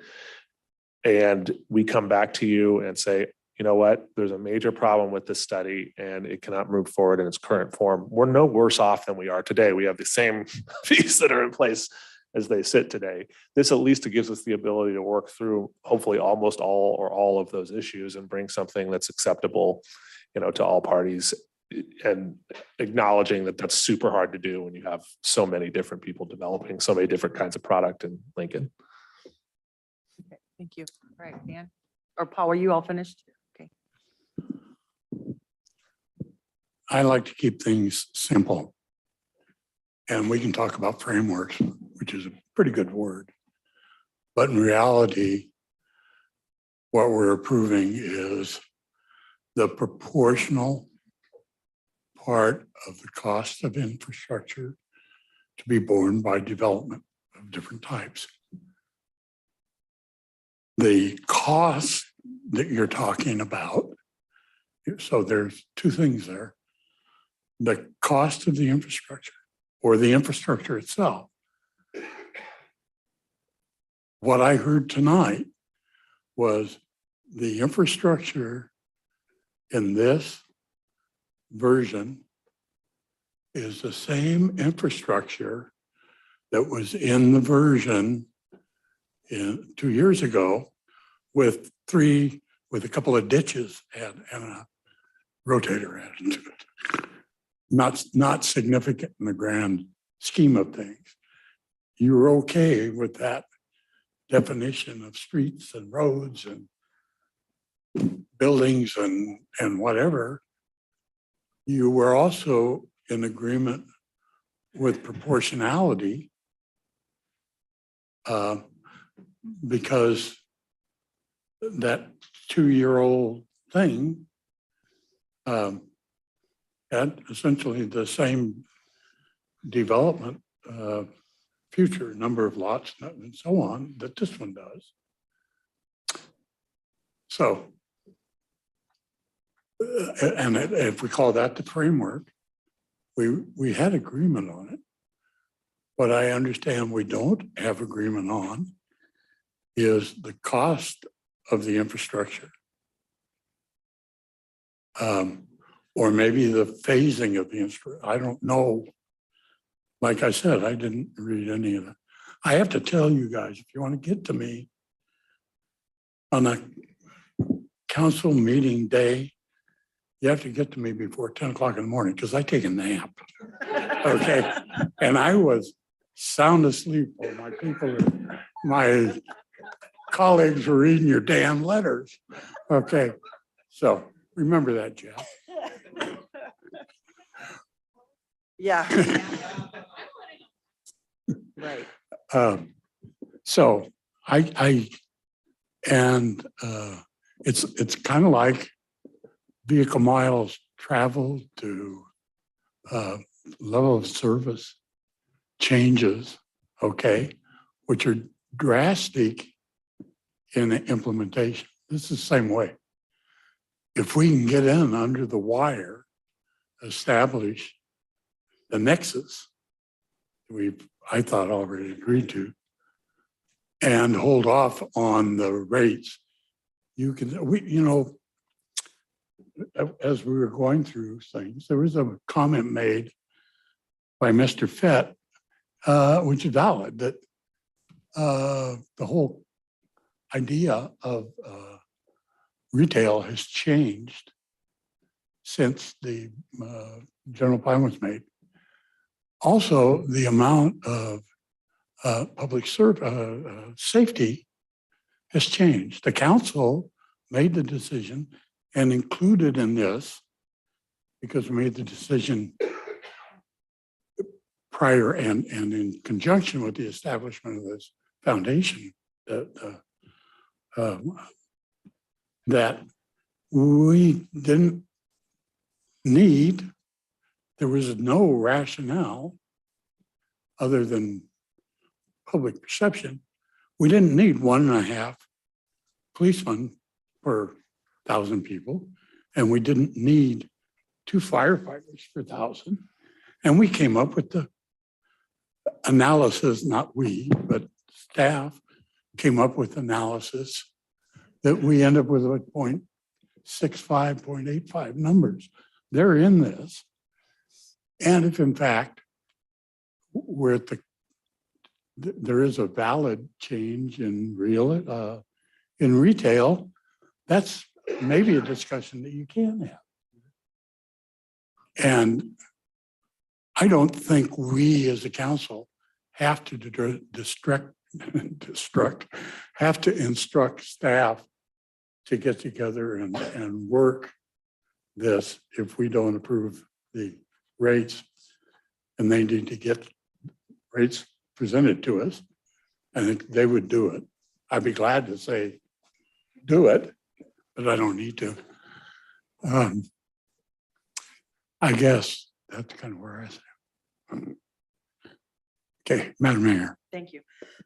So my question is, if we had to start over, like we didn't adopt the structure, we just tabled it and we started all over again, based on what we're being asked to do, how much would that cost the city?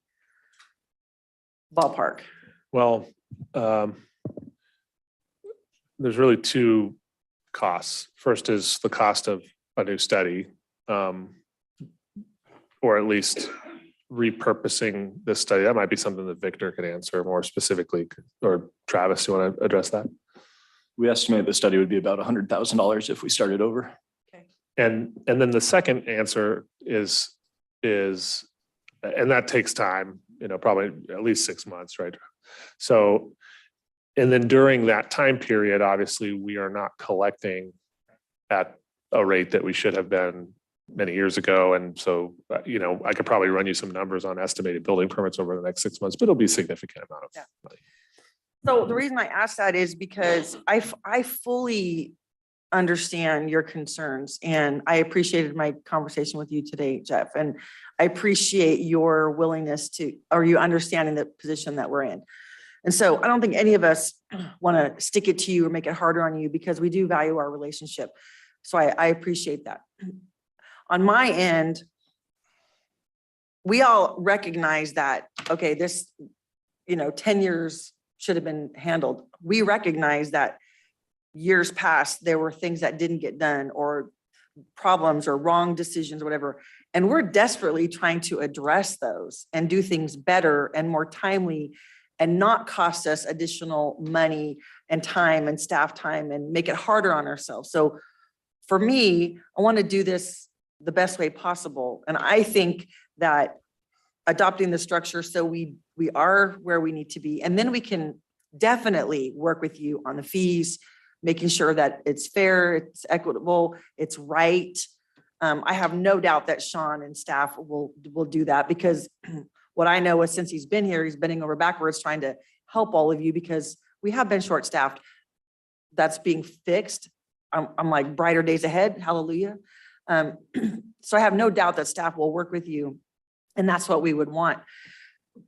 My heart is here to not make it harder on the city, right? And not to have to start all over again and still be way behind. So based on our conversations, I think we should adopt the structure and then definitely hold on the fees, and then come back to that and give time to work through that. And I hope that you're all okay with that, but our job is to do what's best for our community and for our staff. And I think that's the best path forward.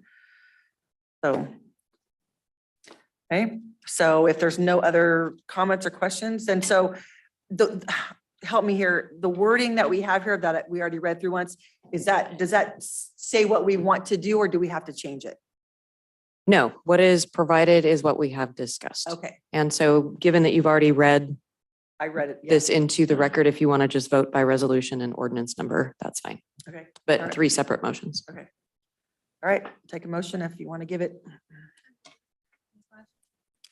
Make a motion that we move and adopt resolution 2022-162. Second. Okay. Roll call. Yes, Councilmember Silhai, Yes. Councilmember Carl Skint, Yes. Councilmember Joyner, Yes. Councilmember Lauritsen, Yes. and Mayor Andriotta. Yes. Do we need to do the other ordinances also?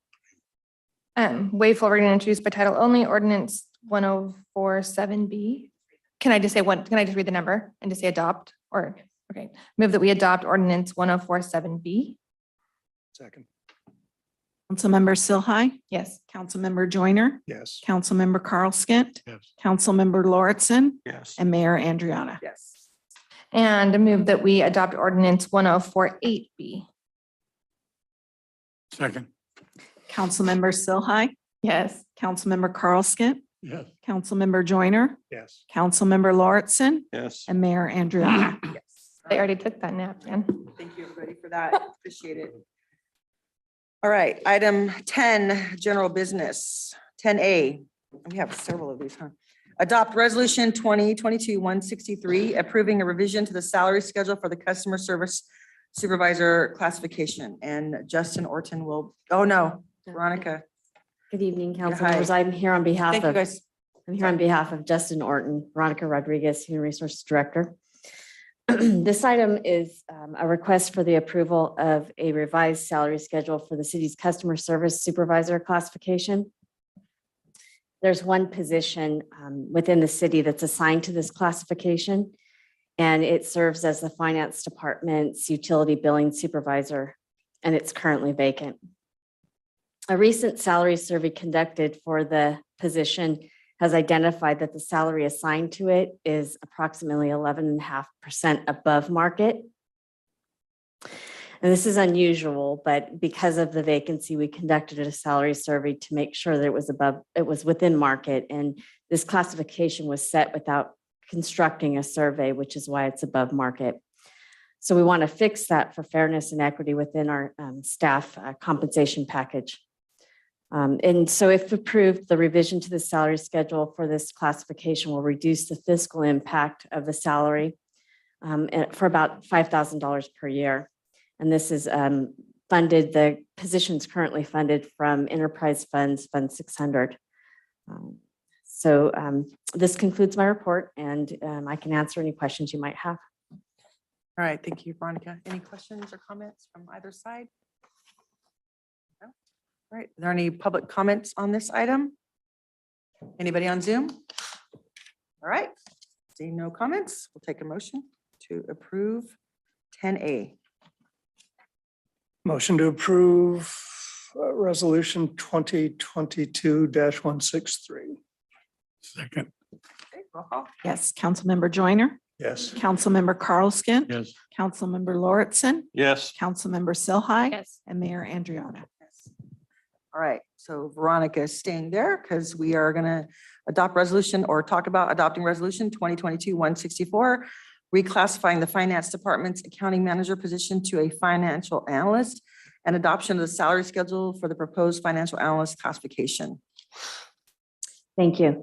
This item is a request, as you said, to reclass the accounting manager that's assigned to the finance department to a finance analyst and to approve the related salary schedule, which is required by CalPERS. In November of 2021, council approved the promotion of the finances department's accounting manager to a finance manager, leaving the accounting manager position vacant. And in that report to council, it was stated that the position that was vacated by the accounting manager or a similar position would be retained as a resource during the Enterprise Resources Planning System, also known as ERP project. A recent review of the needs of the finance department has identified that the most suitable classification for this vacancy is a finance analyst. So in addition to serving as a resource during the ERP project, the finance analyst will also serve as primary support to the finance department's budget manager, who currently has no staff who are assigned to support the budget development and maintenance function. So the cost to fund this position is approximately $153,000. And at this time, we're going to be looking at the ERP budget to see if this cost can be absorbed within that budget. And if that's not possible, we'll try to absorb it within the 22-23 budget. And then if alternate funding strategy outside of the 22-23 absorption is necessary, we'll come to council for approval of funding at a future meeting. All right, thank you. Thank you. Questions, comments? Nope. Okay, any public comment on this item? Anybody on Zoom? Okay, I'll take a motion on item 10C, Adopt resolution. Okay. 10B, I'm sorry. Okay. Adopt resolution 2022-164, reclassifying the finance department's accounting manager position to a financial analyst and adoption of the salary schedule for the proposed financial analyst classification. Second. Roll call. Yes, Councilmember Lauritsen. Yes. Councilmember Silhai, Councilmember Joyner, Yes. Councilmember Carl Skint, Yes. and Mayor Andriotta. Yes. All right, thank you, Veronica. Thank you. Really appreciate that. All right, item 10C, adopt resolution 2022-165, approving the annual budget and capital improvement plan for fiscal year 2022-23 and adopting an appropriations limit for the city of Lincoln. And Nita Racker, you're going to be giving us the staff report. Yes, Great. Mayor, if it's okay, I'm actually going to steal some of her thunder. I'm going to provide more thunder. I just wanted to point out that this is for folks certainly in my position and Nita's, Christine, this is always the most stressful couple weeks leading up to a budget adoption because it's sort of the culmination of really months and months of work, most of which Ruth Ann and Nita have done, and trying to piece together a really complicated $129 million puzzle. And I'm really, really pleased with, although this is a sort of first step budget, I'm really pleased with the outcome. I think that what you're going to see as she steps through it is some areas of concern, but also some areas that we can be really proud of and some projects that are going to really add to the community and staff. And I'm very, very happy to have this budget team. It's been one of the easiest processes that I've ever had to go through. And so it's a testament to just their professionalism. So with that, and she cut down the normal presentation from 45 slides to only 27 tonight. Thank you. Yes. I'm not a fan of death by PowerPoint. And just to reiterate before I get started that, this budget wouldn't be possible without all of the tireless hours and incredible dedication of our budget manager, Ruth Ann Coda. So Absolutely. hiding over there. Thank you. This is the operating and capital improvement budget for fiscal year 22-23. Well, this evening we'll be going over some of the specific information in the budget. We, of course, won't be going over the budget in detail. It is a very voluminous document. It is attached to the item for your review and reading pleasure. But we will be reviewing, of course, the general fund. We'll also take a look at the ARPA funds that we've received, which are currently in 2 different funds for transparency purposes: the Public Safety Tax Share Fund, the Development Services Fund, the PFE funds, although I don't think we need to belabor those too much when we get to them, and the enterprise funds. Just some budget highlights for you. The total budget, as Sean said, is $129,722,349. The city has about 57 funds that this budget covers. The budget currently includes the 11.5 million of the ARPA funds, as well as we're also taking into consideration the ongoing construction and continued growth of the city that is currently scheduled for the next fiscal year. We have position allocation increases, and we'll be talking about the capital projects, giving just a brief overview and mostly just answering your questions when we get to those, since we reviewed them during the workshop already. There are some challenges, as Sean mentioned, coming into this next fiscal year.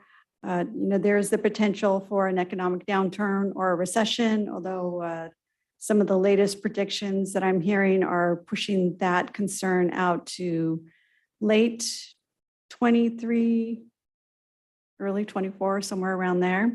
So we could be in the clear for this coming fiscal year. But even with that, we are continuing as an economy to experience supply chain issues and increasing prices that affect the city's ability to use government contracts for some purchases, which is causing an increase in costs. We also have ongoing current vacant leadership positions that we're working on filling, but those two have an impact on the city. And then we'll briefly go over the fund balance deficits. Fortunately for me, Ed Espinoza with Francisco and Associates has already very succinctly discussed our LAD fund balance, so I won't have to spend too much time on that. Just briefly, the general fund, as you know, that's the main operating fund for the city. It contains the administrative services, the general services, including economic development, CDD, facilities, and fleet, both of our public safety departments, parks, recs, and library. You're all aware the main funding sources of the city primarily are property taxes followed by sales taxes. So for this coming year, as we've discussed previously and in our workshop, property taxes have a tendency to lag behind whatever is going on in the economy by anywhere between 12 to 24 months. So we are still planning a growth factor of 5% in the property taxes. And at the mid-year, we'll consider what monies that we've received so far and if that needs to be revised up. I kind of have a sneaking suspicion we'll be revising it up at that time, but that's just me crossing my fingers. Other things that you might notice is that our revenues are almost flat compared to our projected 2021 revenues. This current year, we're projecting in at 24 million. Next fiscal year, we're projecting 24 million for. The main reason for the flat revenues, because you can see that most of our revenue categories are increasing, is in other revenues and transfers. So in other revenues, in fiscal year 2021, we received a rather large contribution from the tribe regarding the McBeam Stadium project. At the time of the creation of this document, we hadn't yet finalized that contribution from the tribe, and so it's not reflected. We are receiving it, but it's just not reflected here. So that'll bump the revenue numbers up another 240,000 or so. Then, of course, in the transfers, there was a large transfer from Fund 236 for supplemental fees in the prior year that's not in this year. That's really the only reason that we're flat is kind of those one-off revenue sources that aren't reoccurring. The general fund budget, as you can see, the fund balance is programmed to decrease this year with $24 million in revenues or inflows and 26 million in outflows. So the gap there, the 2-ish million in gap is due primarily to the construction project requests that we talked about at our workshop. There's about $1 million of those. There's also the contribution to the LAD. Part of that is the out of district, and then part of that is the shortfall. It's about 700,000 or so. And then we have a $300,000 capital improvement transfer and 300,000 to facilities maintenance, 300,000 to the technology fund, and 134,000 that was needed to bring reserves to the 25% amount that's in our current policy. The good news is that even though we have total outflows of 26 million, a lot of those are those one-time expenses, the $1 million CIPs. We'll talk about as we get into discussions of the reserve fund, what that balance should be at, if we should continue contributing to a capital fund or not. But if we look at just our general operating expenses, our 24 million 5. So we're really just 100,000 in the negative, and that's budgeting every single position in the city as if there was a seat in the butt, or a butt in the seat, sorry. And that's not the case. We have a vacancy factory that's not included in this budget. As far as revenues and expenses go, just kind of continuing on the previous slides and what we've talked about already is that the expenses are outpacing the revenues this year. Just some differences from the projected revenues.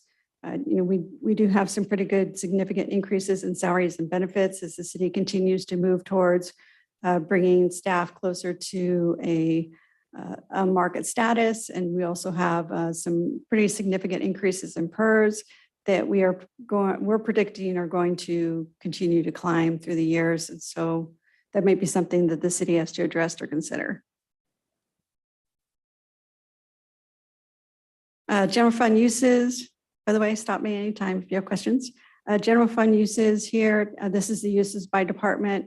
It's a little bit busy this slide, but I set a goal myself to have less than 30 slides. And so this is one of the victims of that goal. But it does kind of relay just both in a graphical form and in dollars, the various departments. And you can see that in PD, it reflects those 3 new positions. Fire has the 9 positions. No, sorry, fire did not have the 9 positions. It'll be in the adjustment, I promise. But we do have some public safety MOU changes. Also, you'll notice that economic development looked pretty darn slim in 21-22. That's because it was no staff, and we're working towards rectifying that situation. Just quickly on the public safety tax share. So we wanted to highlight this fund for an important reason. The funding agreement that's providing us this additional tax share is going to expire in 27-28.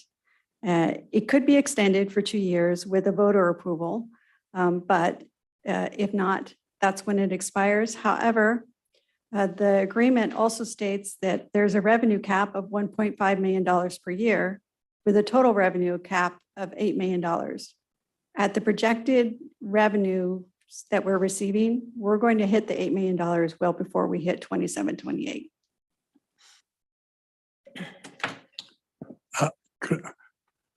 Your first slide, the fund number is wrong. Just a net.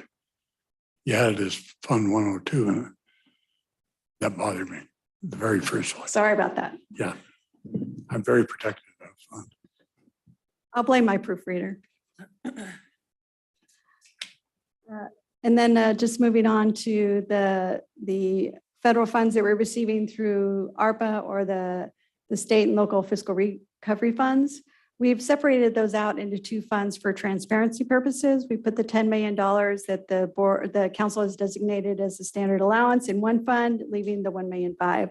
And at the workshop, the council had requested a detailing out of the monies that had been expended and monies that we know are going to be expended out of this fund, kind of giving you an idea of the funds that are remaining.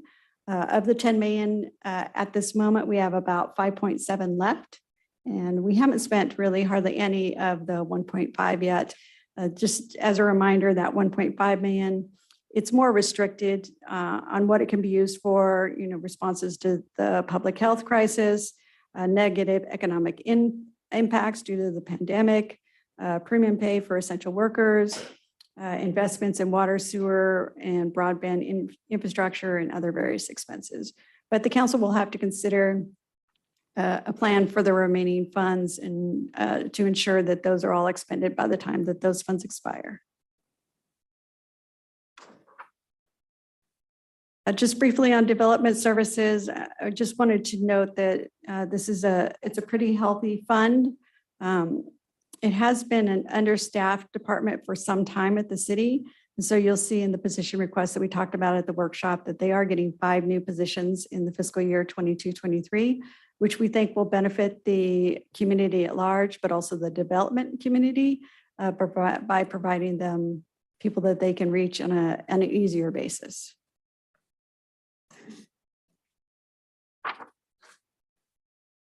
The PFE funds, again, I'm really don't have anything to say unless you'd like to talk about PFE more. Moving on to our enterprise funds. Nita, can you just go back to that slide real quick? I just think it's important because as we talked about PFE, I think the available fund balance that you see, well, either one, 22 or 23, to keep in mind that the estimated expenditures for all of the build out was $2.5 billion, and we have a lot less than that in there. Just pointing that out. Thank you. He didn't even mention the deficit either in PFE fire, so. Okay, moving on to the enterprise funds. So not much has changed really from the workshop that we presented earlier this month. Just kind of giving you a different perspective on those numbers and a different way of presenting them. Reminding you that some of the increases in expenses include, again, those change increases to salaries and benefits, an increase in the cost, the admin allocation, and 400,000 in additional operating expenses, which almost half of that is increased cost for water purchases. Wastewater fund, just a quick overview there. The increase to expenses are pretty significant from last year to this year. And I would say that you're going up from 11 million to almost 13 million. 1.2 million of that is the increase in SMD and also the expense of the contract to run that plant, about $850,000.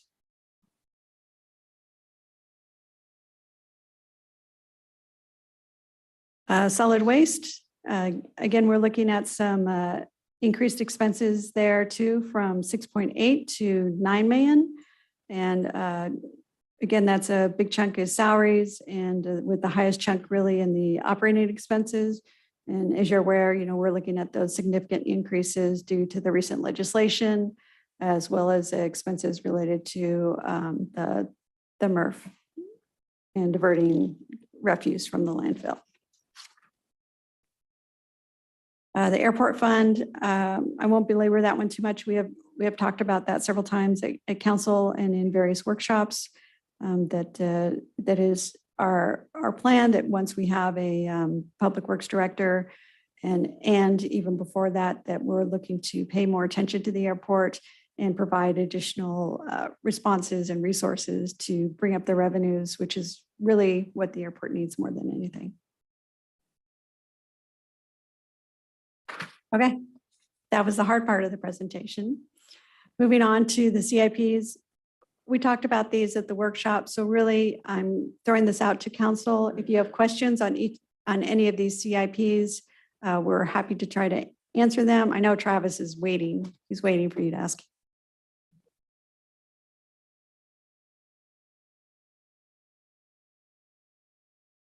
But other than that, I'm just going to briefly flip through these slides. And if you have any questions or want to stop me on any of them, please do. We did include for your information, the ongoing projects that don't require any additional funding, but are still under construction or will be completed this fiscal year. Nita, just a quick pause. Travis, can you explain a little bit about the water distribution rehab project? We don't really talk about that a whole lot, and it's a multi-year effort. And if you wouldn't mind just sort of explaining a little bit about that. As far as scope of the project? Yeah. I'm guessing you're talking the larger one? Yeah, the 4.8, it's the Water Rehab West. Yeah.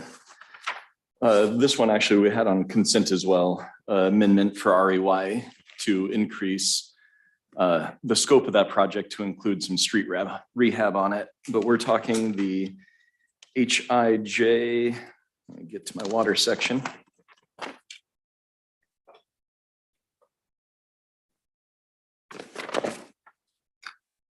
So the HIJ project from 6th Street, 5th and 6th Street, from H to J, on 4th Street from H to O.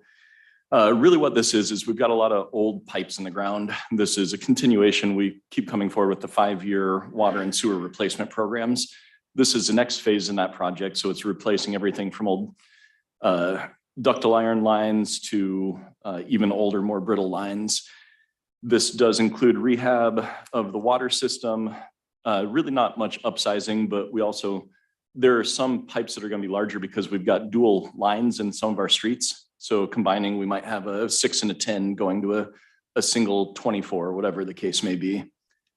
The scope of it, it's on that budget sheet, but again, we're looking significantly on 4th Street, 5th Street, 6th Street, then HI and J. We only have enough streets funds to repair a small percentage of that. So we will have some areas that we do a considerable amount of trenching, replacement of services, stuff like that, that we won't be able to resurface. But again, this is just resiliency of our water system. It's getting up on the 3rd floor up in front of my office. You guys see those pipes with all the calcification and failures. It's replacing those old pipes in the old town of Lincoln, old part of Lincoln. And it's part of a multi-year plan. I think it goes out almost 8 years, right? Correct. To hit all of Old Lincoln and get their pipes up to current standard. If you're looking for that sheet, it's on page 205 of the budget book. 207. 206. That's enough. 5, 6.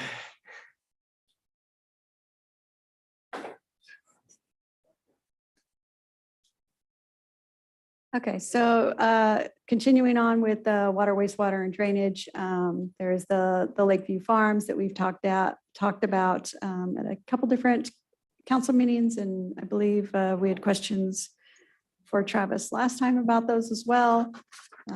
This sheet combines the airport as well, and you can see that there's the water separator, the payment management plan that we discussed at the workshop, and then the ongoing projects of the reconstruct runway design and the underground fuel tank removal that are ongoing.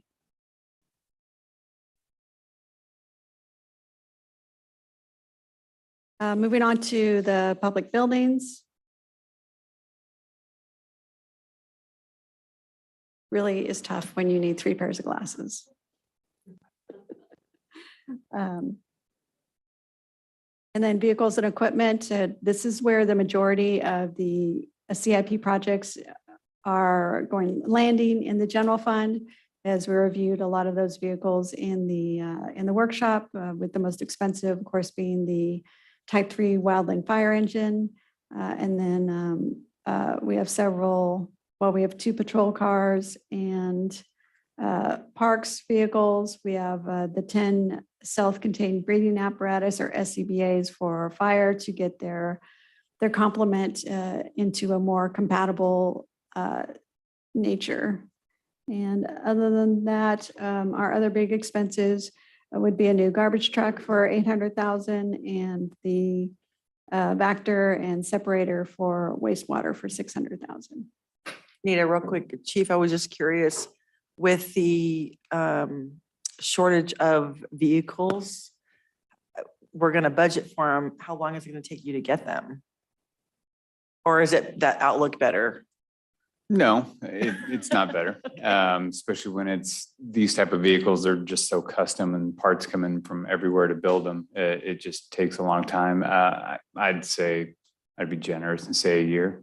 Okay. What about the brush rig once we get that for? That's what I was referring to. I was talking about the police cars, actually. The police cars, that's doing a little better. We actually kind of preloaded our last order and said, we have a chance of getting 2 more. So we're hoping to have a couple more available within a few months. Okay. The other vehicles, since they're not police specific, they're a little more easier to come by. And we can go retail if we have to, but we'll try government first. But the fire rig is about a year out.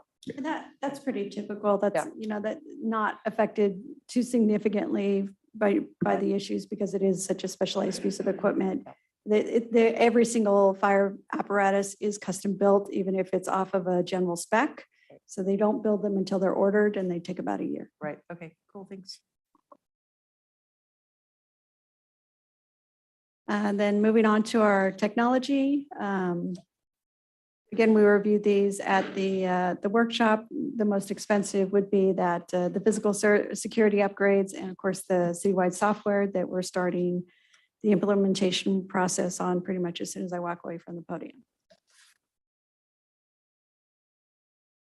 And just, these are mostly just informational pages. So currently the way our CIP program works is any expenses that aren't, or any projects that aren't included in the current budget, but have been proposed, get moved into future budgets or future years, as well as projects that are identified that need to actually be accomplished in future years. So this is kind of a combination of both of those things. And as we move forward into implementing Tyler and trying to streamline this process, we'll be working to try to develop a more of a as year per year cost and projects by year to give you a little bit better idea of what's the need for this 126 million. Is it this year? Is it next year? Is it 5 years? Is it 10 years? So we really want to, as we're moving forward, continue the finance department's process of improvement and providing good information.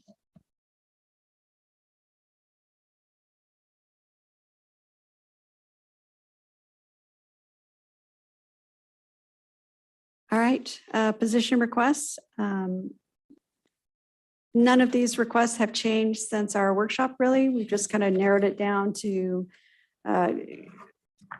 sort of condense the actual changes in new allocations. So some of these may be reclassifications, some of these may be new positions, but it was like an overall change to that department or area, which is why they're on this sheet. And this does include the 9 firefighters. The cost for those 9 will, of course, be included in our next budget iteration. That's it. Great. Any questions? Can you go back to that last slide really quickly? Excuse me. Other than the 9 firefighters, which I know that we're recruiting, which of these positions have not been filled? So there's some on here that have and some that haven't. Which ones are we still looking for? Just kind of roughly. I think I could handle that, Nita. So IT supervisor has not been filled. GIS analyst has not been filled. Code enforcement officer, both positions have been filled. They have not started yet. Police sergeant, not filled yet. Correct, Chief? It goes to the assessment panel in 2 weeks. 2 weeks. Dispatcher. I gave a conditional offer 2 weeks ago. And then evidence tech. Evidence tech, conditional offer last week. Records clerk, conditional offer tomorrow. Firefighter, we got a lot of applications and have been so many applications that we've literally had 4 or 5 days of straight interviews all day long, every day. That's a good problem, though. Yeah, that's great. So probably the largest response we've had to recruitment in a really long time around here. And so they're parsing that down to second rounds and then we'll be onboarding them after that. Associate planner, they're in offer stage currently. Engineer, I believe, has gone back out for another look. They did a recruitment and wanted to re-advertise. Building inspector, I believe there's one that's onboarding currently and another that's in offer, and same for permit tech. Maintenance services manager is a reclassification / promotion.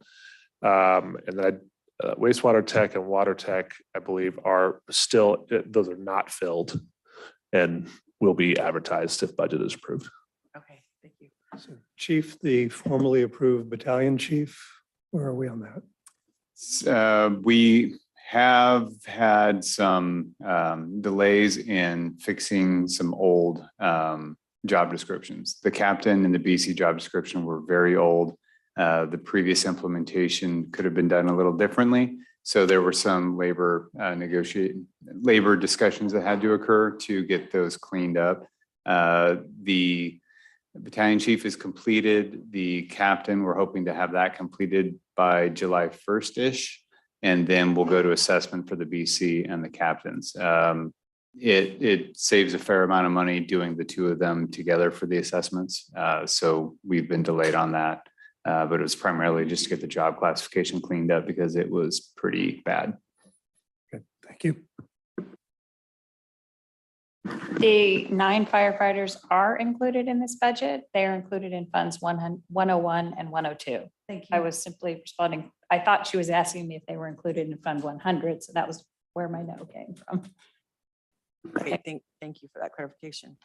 Okay, any other questions or comments from this presentation?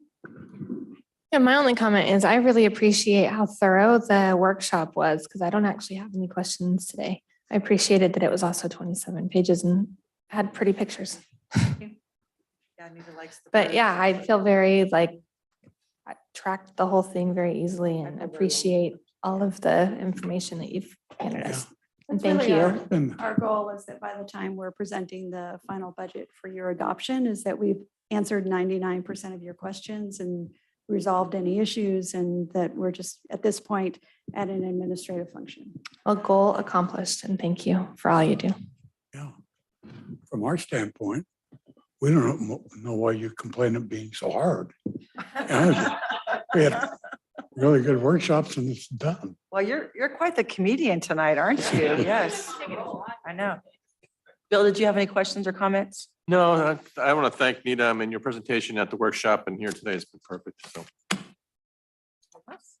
Right, public comment on Ms. Racker's presentation on the budget? We Anybody do on have Zoom? one on Zoom, Okay, yes. go ahead. Eric Curlin, please go ahead. Eric, can you mute yourself?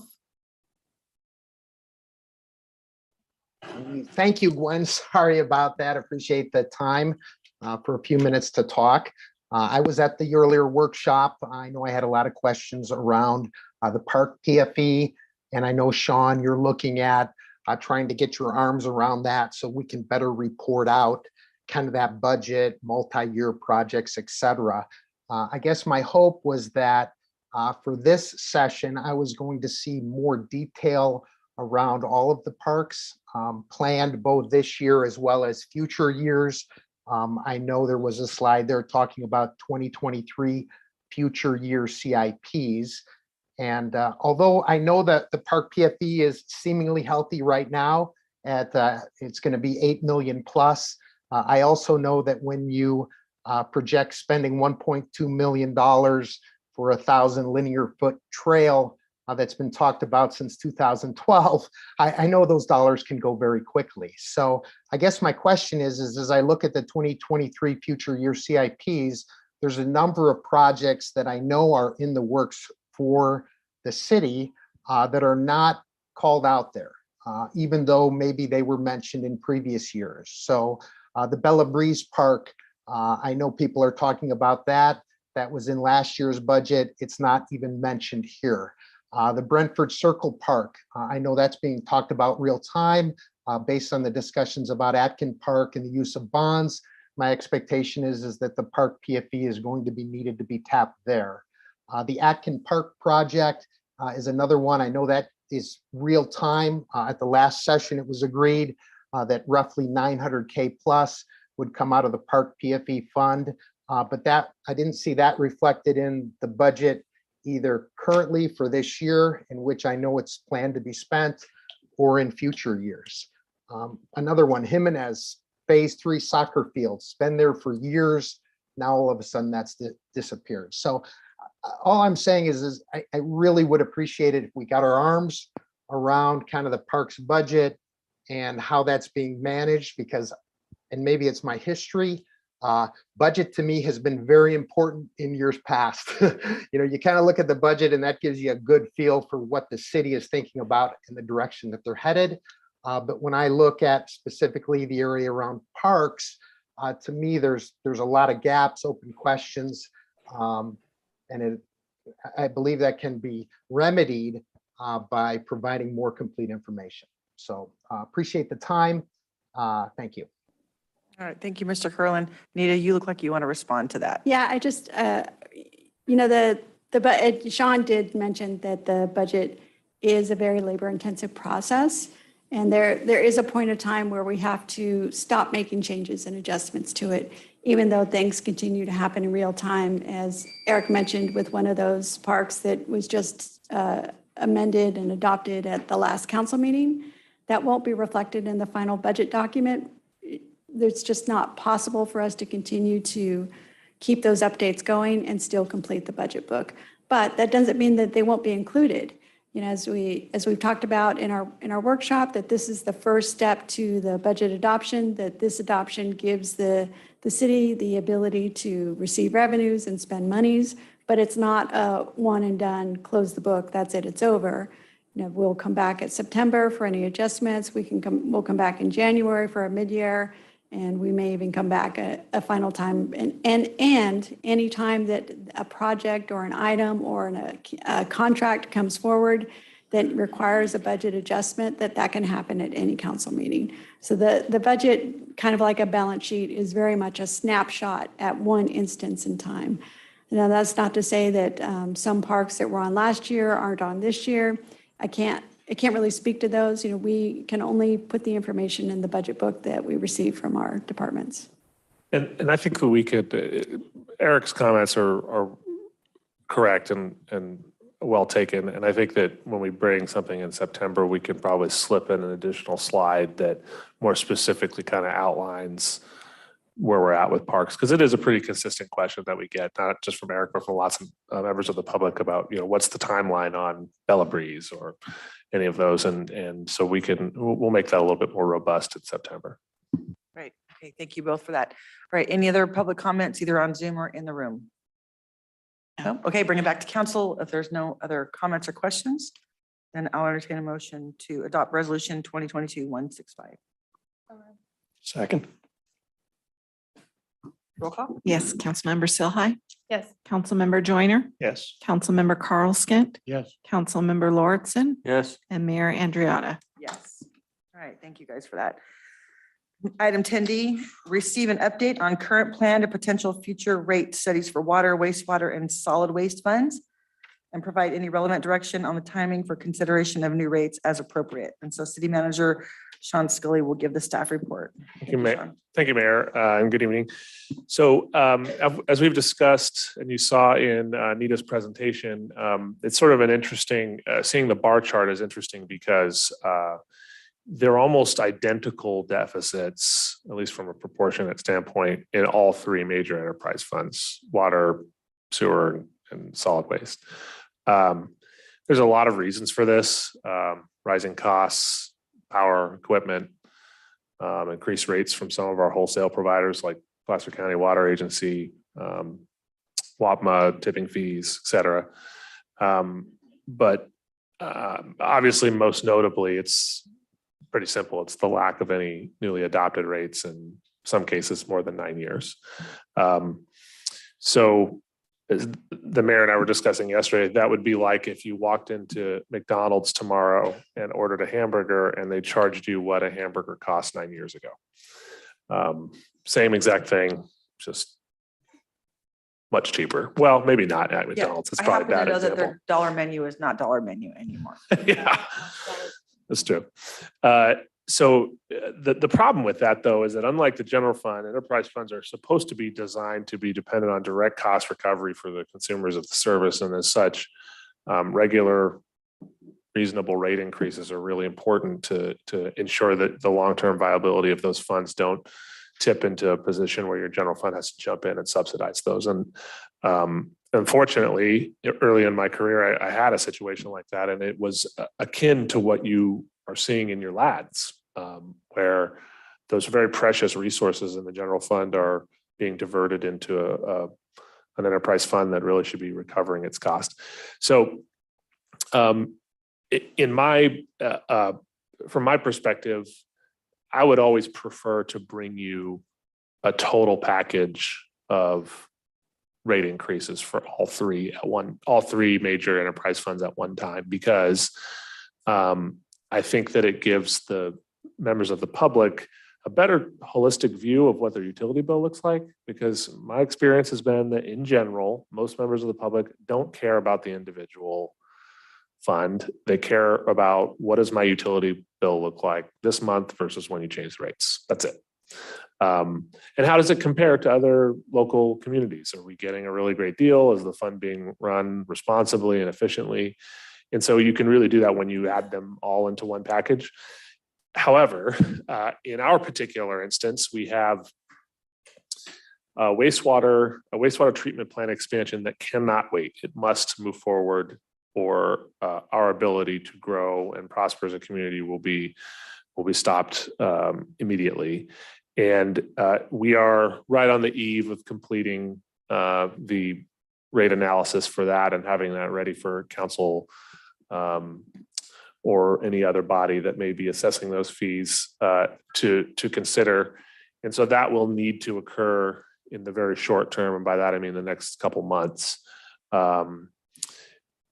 So the question for council tonight and what we're really looking for in terms of direction is how would we like to handle the solid waste and water rates? We are prepared to initiate studies on both. Angela Frost has already kind of teed both of those up. The question would be whether we attempt to get those done in the fall, so sort of on the heels of the wastewater rates, or whether that you push those into the new year. And there's some advantages and disadvantages to both. The advantage to doing it in the shorter term is that you get them all done, you get them all onto a 5-year schedule, and you book that and you move on. The disadvantage to that is that it will be a significant year one increases for all three will likely be significant individually. And so that means that together, you may have a situation where there's a very different looking utility bill from month to month.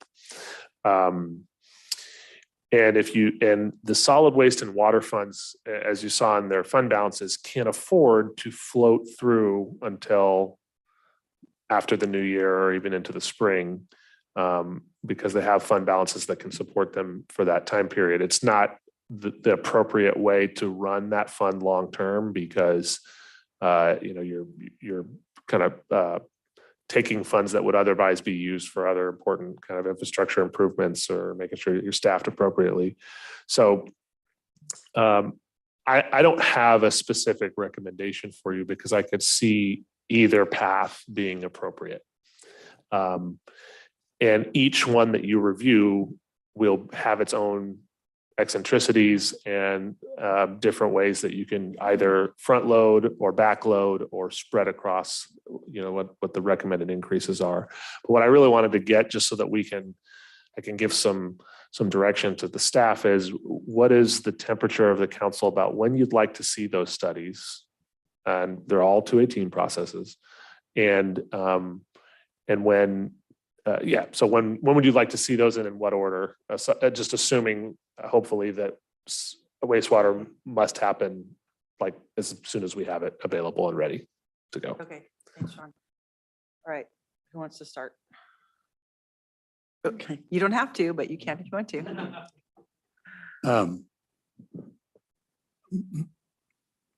I would really like to get all three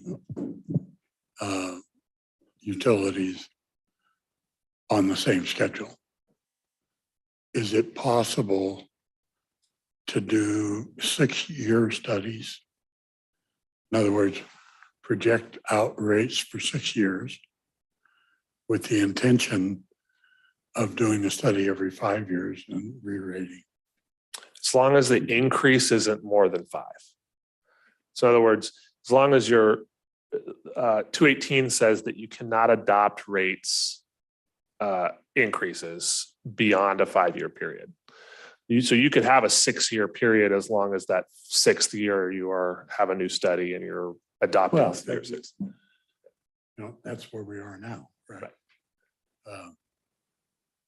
So that's the only thing pushing, because there is sufficient reserves of water and solid waste to make it through a few years, but certainly not.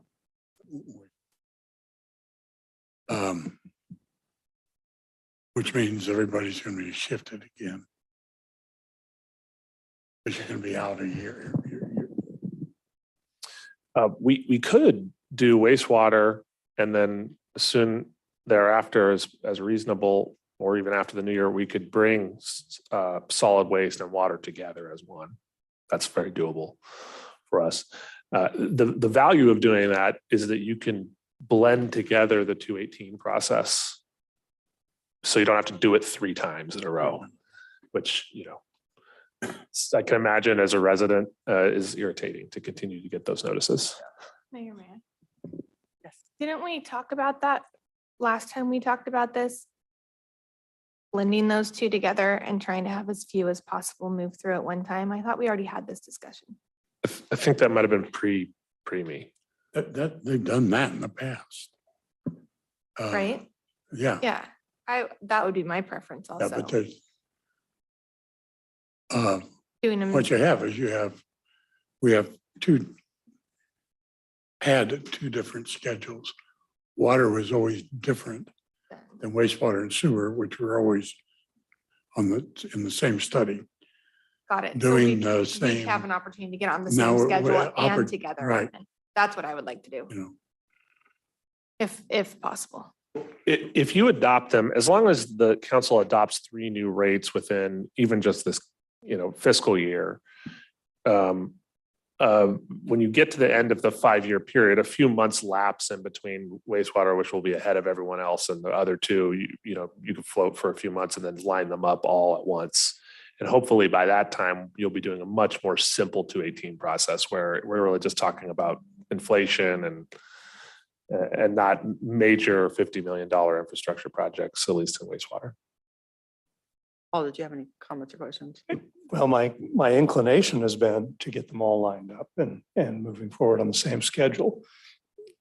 I seem to be hearing you kind of soften on that and suggest that, we can. Well, I think you can get on the same schedule because really what we're talking about let's assume for the sake of discussion that you do wastewater as soon as possible. Right.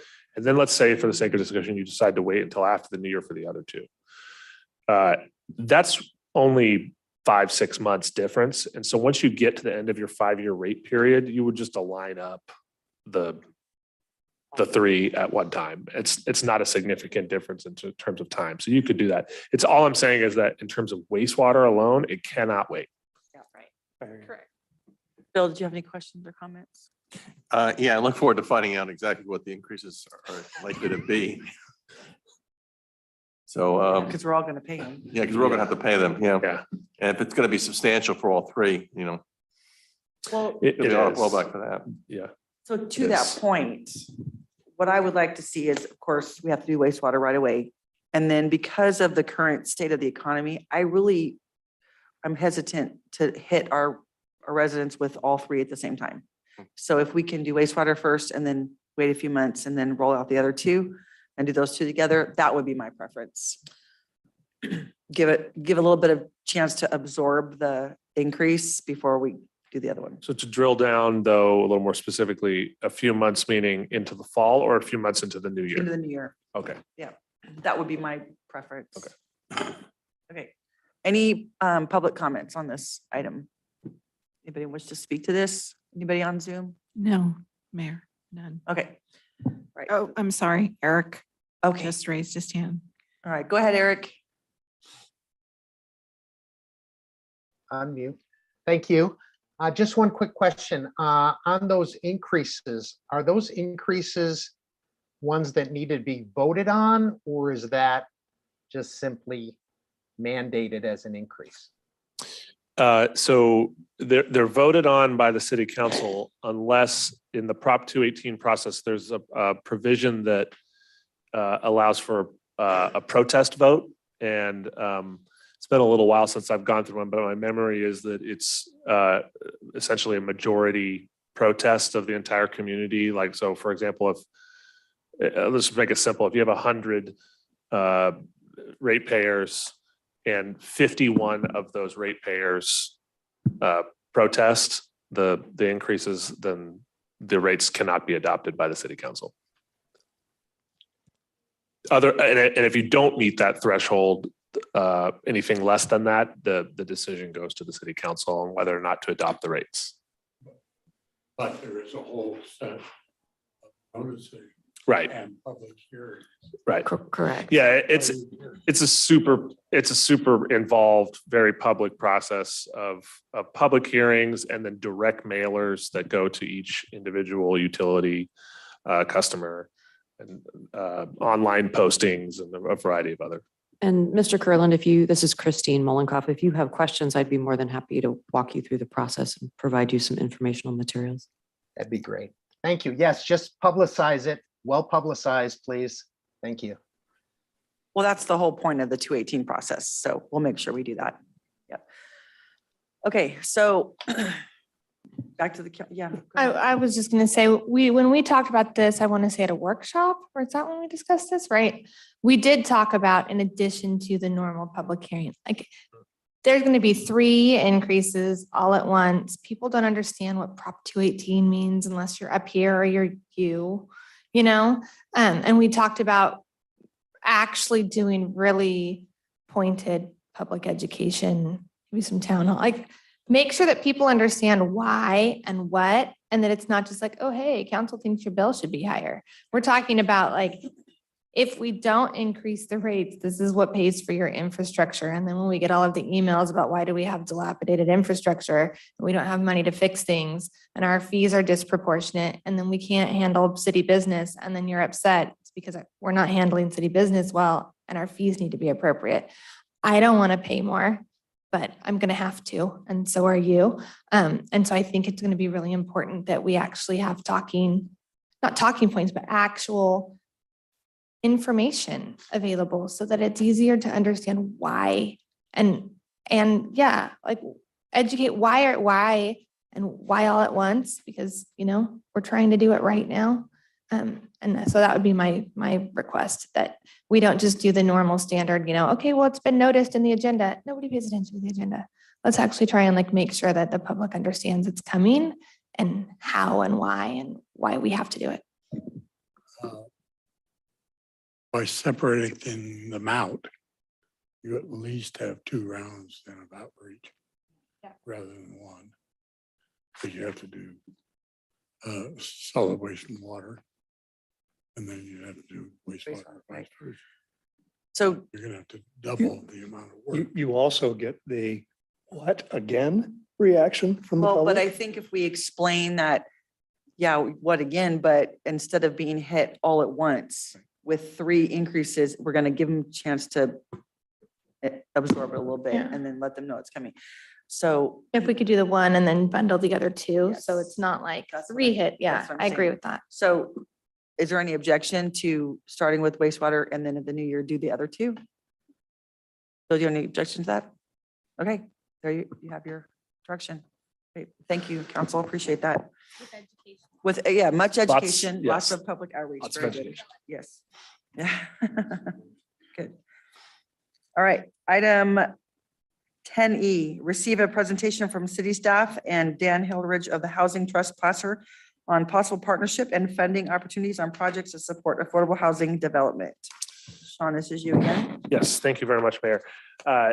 So Dan, who's here this evening, in just a moment is going to get up and speak a little bit about Housing Trust Placer, but he contacted Councilmember Carlson and myself some months ago and inquired about whether the city, and my understanding is that he's asked some other communities locally as well, about whether we would be interested in making a contribution to the revolving loan fund that Housing Trust Placer has, which is intended to finance affordable housing construction and preservation within the greater Placer County, to include Lincoln. The big question, knowing all 5 of you fairly well now and knowing how you generally feel about the importance of affordable housing, especially in this climate, it would be if the city were to consider contributing to the revolving loan fund. How does that work?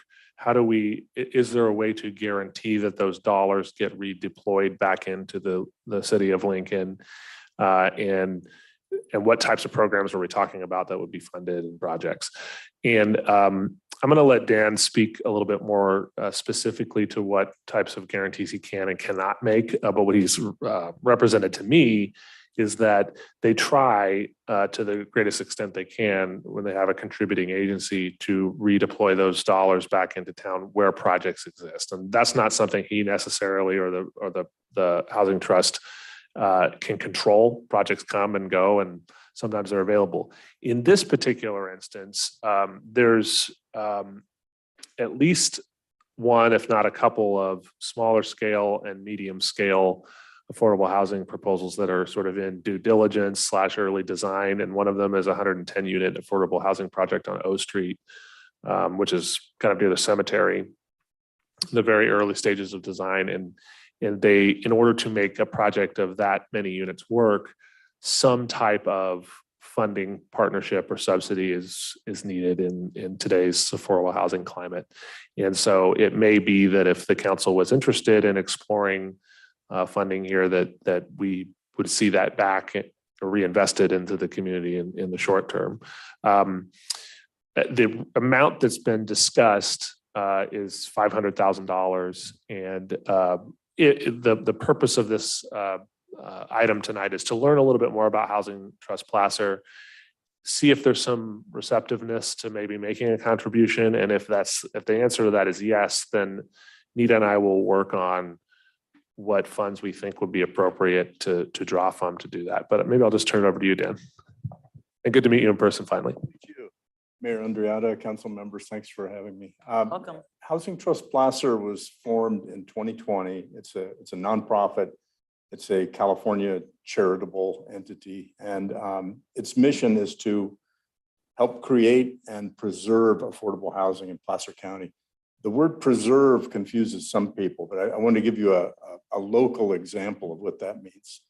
In the middle of last year, we saw a property come on the market on 5th Street in Lincoln. It was kind of a crummy little apartment building, and it had obviously low-income families living in it. And if you look at the glossy brochure for that building for the real estate agent, it proposed, new granite countertops. You can jack up the rent by $300 and do this and that, and you can get the rent up. And those people are at risk. And if we could acquire that building and put a regulatory agreement on it, permanently restricting the rents, we've created affordable housing for Lincoln. And it was, I can't remember, Councilmember Carl Skent was involved with this. I can't remember the exact amount of the acquisition, but it's like $1.2 million or something, I think. Yeah, so, and Lincoln had some money sitting around that, a lot of the HCD money that comes in for affordable housing is hard to use. It has so many bells and whistles that it's hard to use it. So Lincoln had some money sitting around, I think the PLHA money and others. And we propose that you put it into this project, and that will help make the project pencil, and we can create some affordable housing. So we marched ahead, and I'll never forget when I saw the inspector coming out from the crawl space underneath, shaking his head and saying, "Don't do it, don't buy it." And unfortunately, it had severe rot, and it was a safety issue, and we had to walk away. But anyway, we're Housing Trust Placer. We have a very strong board. We have our chair here tonight, Dave Cook, who's an epic developer in Placer County. We have the principal of the O Street project here, Andy Berger, who we've worked with. We think very highly of him. And the dots started to connect. We thought if Lincoln could give us some of that affordable housing earmarked money that's hard to spend, we could turn around and put it in that O Street project, and it would be a win-win.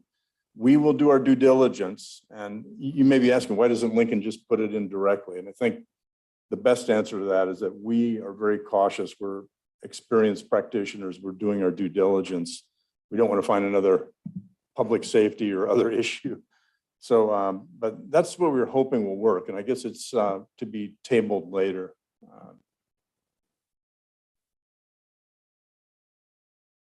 Any questions? Okay, thank you. So could you clarify for me on O Street by the cemetery, is this an empty lot or one that's already existing that you want to purchase? And It's two, How many 'Cause I'm- parcels is it? Can you? 5 parcels in total. I think 2 of them have homes on them. Okay. The others are empty. Okay.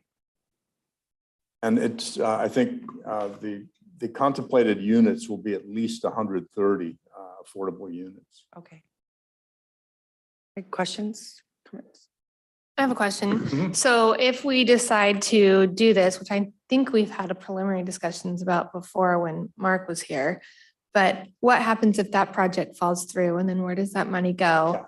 And part of why I'm thinking isn't and thinking through what funds we could have available, if we decided to use some of our ARPA funds, we would have to make most likely a nexus between benefit to the community. I know that maybe if it's the ones we separated out, maybe not, but like what could be done? Right. We don't want to take Lincoln's money and run. We want to find a way to deploy it in Lincoln. And there are properties we're looking at now. They're smallish, but there are, like that Fifth Street one I just described.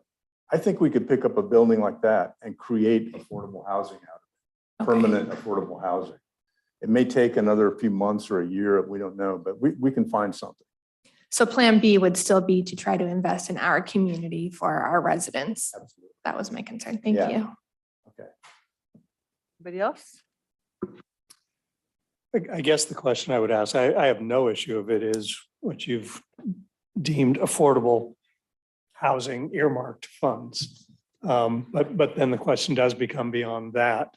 How do we fund this? Is it ARPA money? Is it, God forbid, general fund money? How do we go about that? And so that's what I would be interested in exploring. If there are funds that we are rarely using that are earmarked for this, absolutely. I would, if I may, caution on the ARPA funds. They can be used and there's a lot of restrictions on federal funds going into housing investments. And that was an oversight. And I've heard that there's rapid legislation going through to loosen that up and make it available for housing. But right now you have to be kind of cautious. I have a follow-up question on that then. If we use what are we calling that standard allowance? We're calling it something else, aren't we? It's a standard allowance. You're not So allowed to I say get- ARPA anymore. Right. I guess Yeah. what I would say is that the ARPA funds and by virtue the standard allowance funds can be used to combat homelessness. Correct. So you could make a nexus between a low income housing project and reducing homelessness within the community of Lincoln. It's not that, it's a pretty easy step to very- go yeah. from homelessness to low income. Because I housing. know for the standard allowance, we still have to report and it has to be used loosely, right? Toward, it doesn't? The the standard allowance has already been reported as a Got lump it. And so sum. now we've absorbed it into ours and we're good. We want to use it for general governmental purposes, but the ARPA funds themselves, the $1.5 million, homelessness and persons affected by homelessness are one of the main categories of people that have been disproportionately,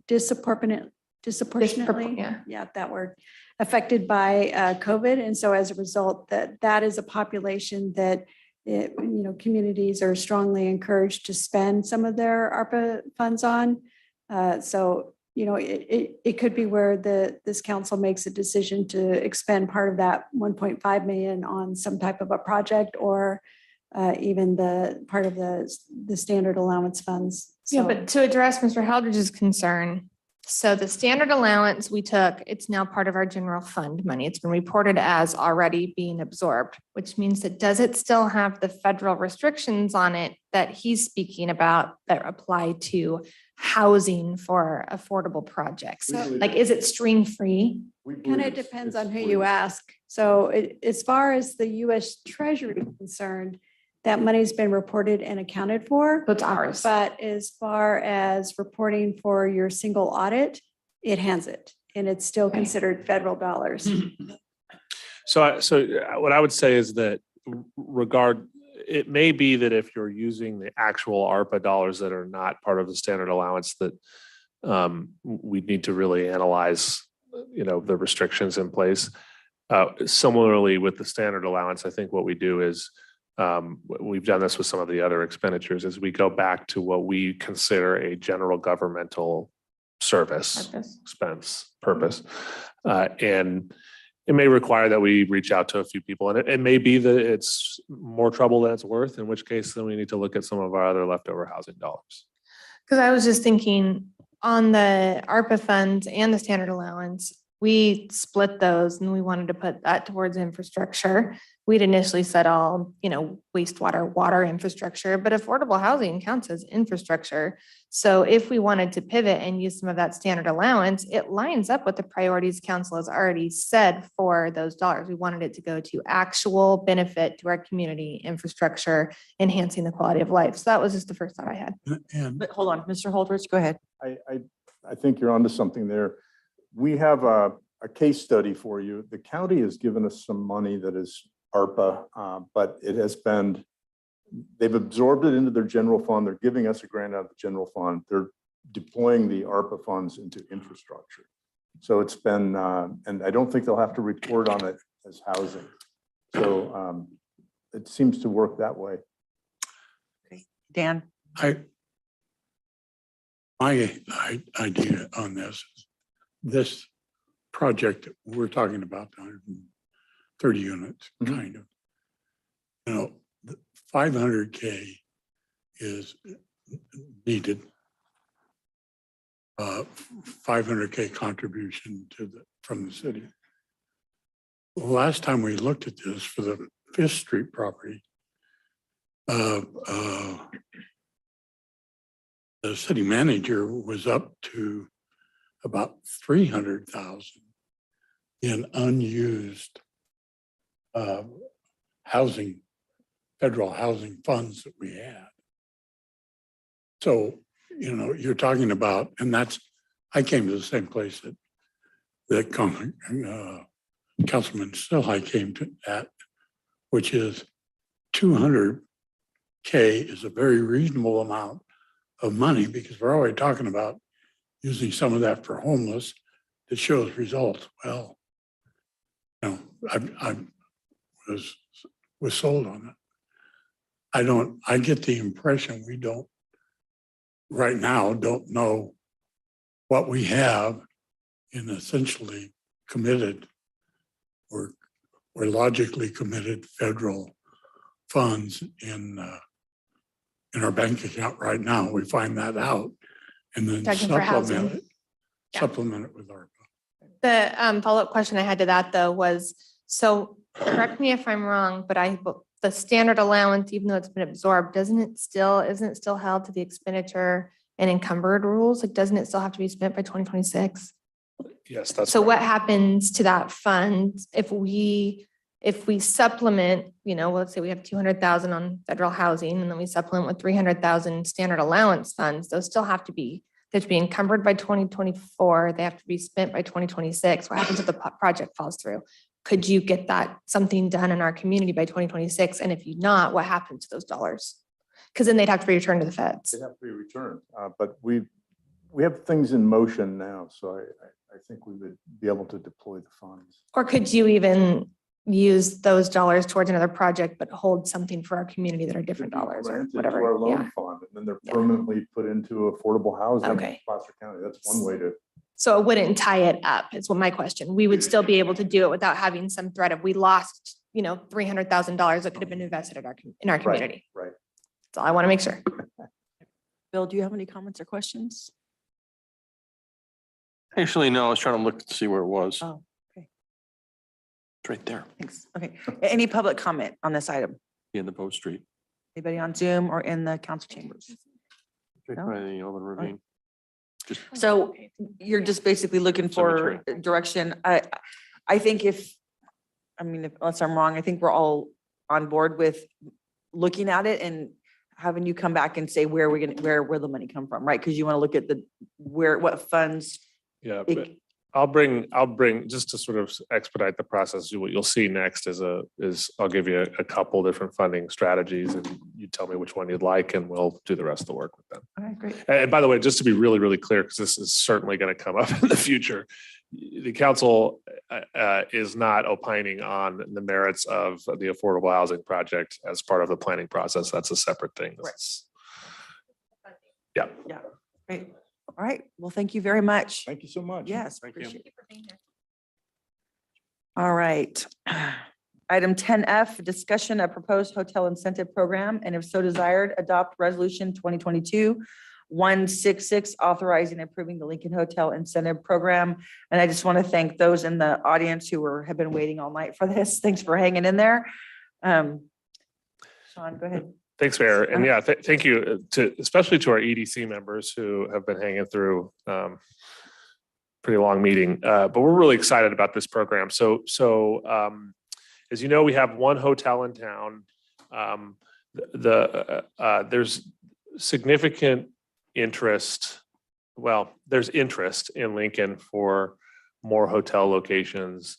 Logistically, it makes sense. The question that the EDC has been asking for a little time, for some time, is what can we do to accelerate the development of some of those projects and provide some support so we make sure that those hotels, the hotels that we're getting are quality and that they can get off the ground, because as I'm sure Mr. Fett and others in the audience will share during public comment, the development of a hotel is an incredibly expensive process, and the onboarding and starting up of a hotel is a very difficult process. It's labor intensive.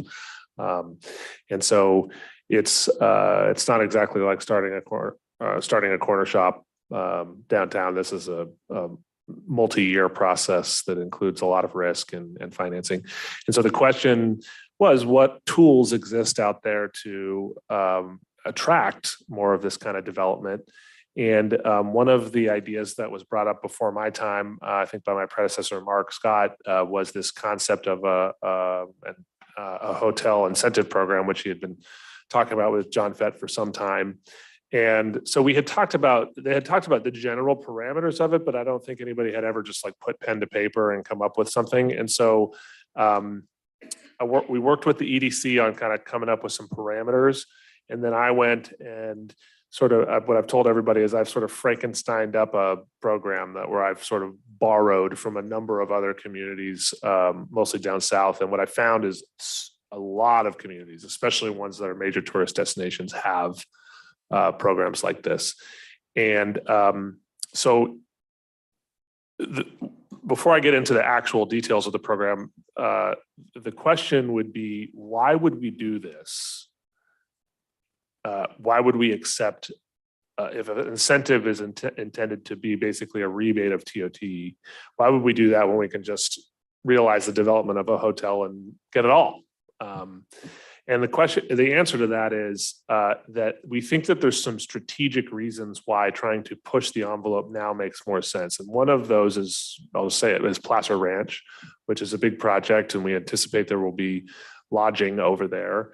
And it may be that we lose some opportunity down the road if we don't jump on it today. And in addition to that, we want to make sure that the types of hotels that are choosing to site here are ones that Lincoln can be really proud of. And finally, you'll see in the agenda resolution that I've added in some language, very specific language that I think is reasonable, that details what I believe is a significant public benefit to having a hotel as a business in your town, whether it be a place for folks to stay when they're visiting family members that can't directly host them, whether it be lodging opportunities for businesses, whether it be lodging opportunities for local tourism, or the many yearly events that, as we know, that attract tens of thousands of people to the community, whether it be serving as a valuable anchor or junior anchor for attracting other tenants to commercial projects,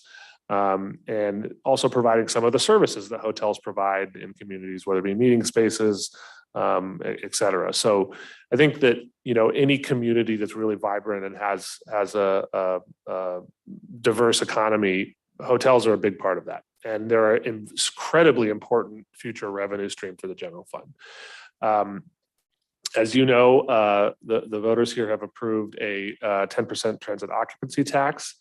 And that, although I don't know if it's on the ballot or not, but it may be that some of the communities to our south are going to amend theirs, because I believe Rockland, Roseville are at 8%. I don't know that, I'm just theorizing.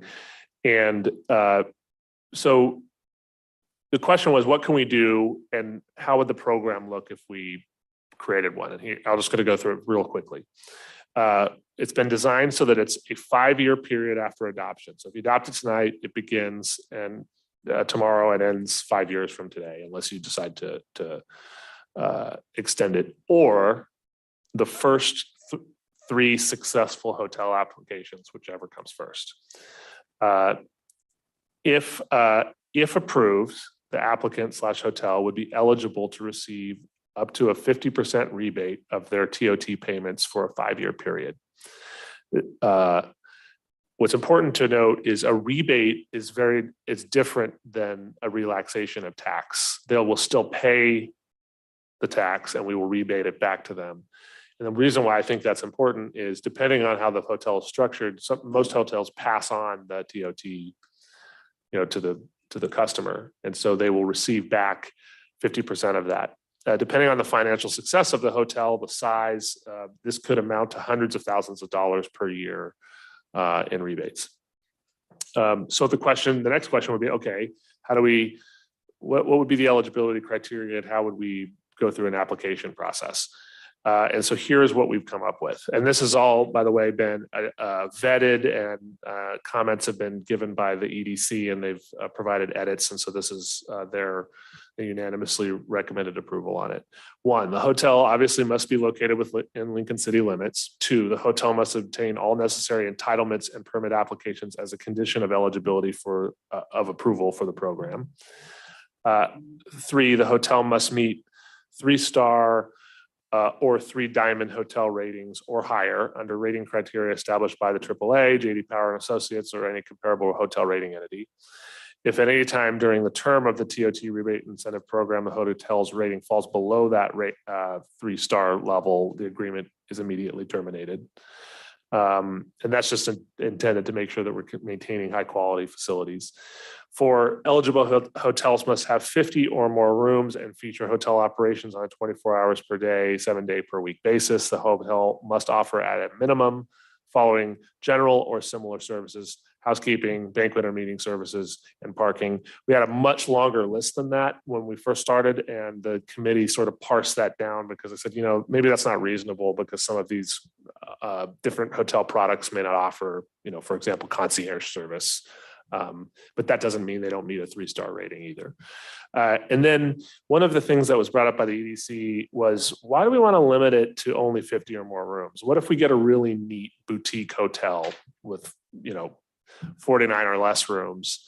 Why wouldn't they be able to qualify if they can meet that star rating? That's still a value to the community. Sure, it's not major dollars, but it's an important investment. And so what we put in there was that those projects would provide a narrative convincing, explaining how their project meets the goal of the program. 5, the incentive program is transferable in the event that the hotel is sold or leased to new operators under the same terms and conditions of the eligibility criteria and performance. 6, current fully operational hotels are not eligible for the program. However, hotels that are entitled but have not yet completed construction may be eligible if they can meet the criteria. 7, hotels must adhere to and be in compliance with all relevant federal, state, and local laws. So that's sort of it sounds like a lot as I read it, but it's really only 7 criteria. And the way we have it designed is that they would submit an application. If they are going to meet the criteria, we would bring that forward. Each complete application, in the opinion of the city manager, would go forward to the city council for approval, along with a uniform agreement that probably would vary depending on applicant, that would be drafted by the city attorney, so that there's contractual obligations that they have to meet that are detailed. Finally, and then I'll step back and let it you debate. What's the fiscal impact here? I don't know. It really depends on what types of projects end up developing here in town. I'm estimating that if you approved 3 applications, depending on size, the TOT remittance back to rebated back could range anywhere from $50,000 to more than $500,000 a year. And that's based on what we know from our one operator, sort of taking that as a one sample. But the way I feel about it is half of nothing is still nothing. And so if you can attract something a few years earlier than you otherwise would, or you maybe win the race as far as Placer Ranch is concerned, then it's a major benefit to the city, especially after the 5-year period's up. So that's all I have, and I'm sure there are others here that have things to add.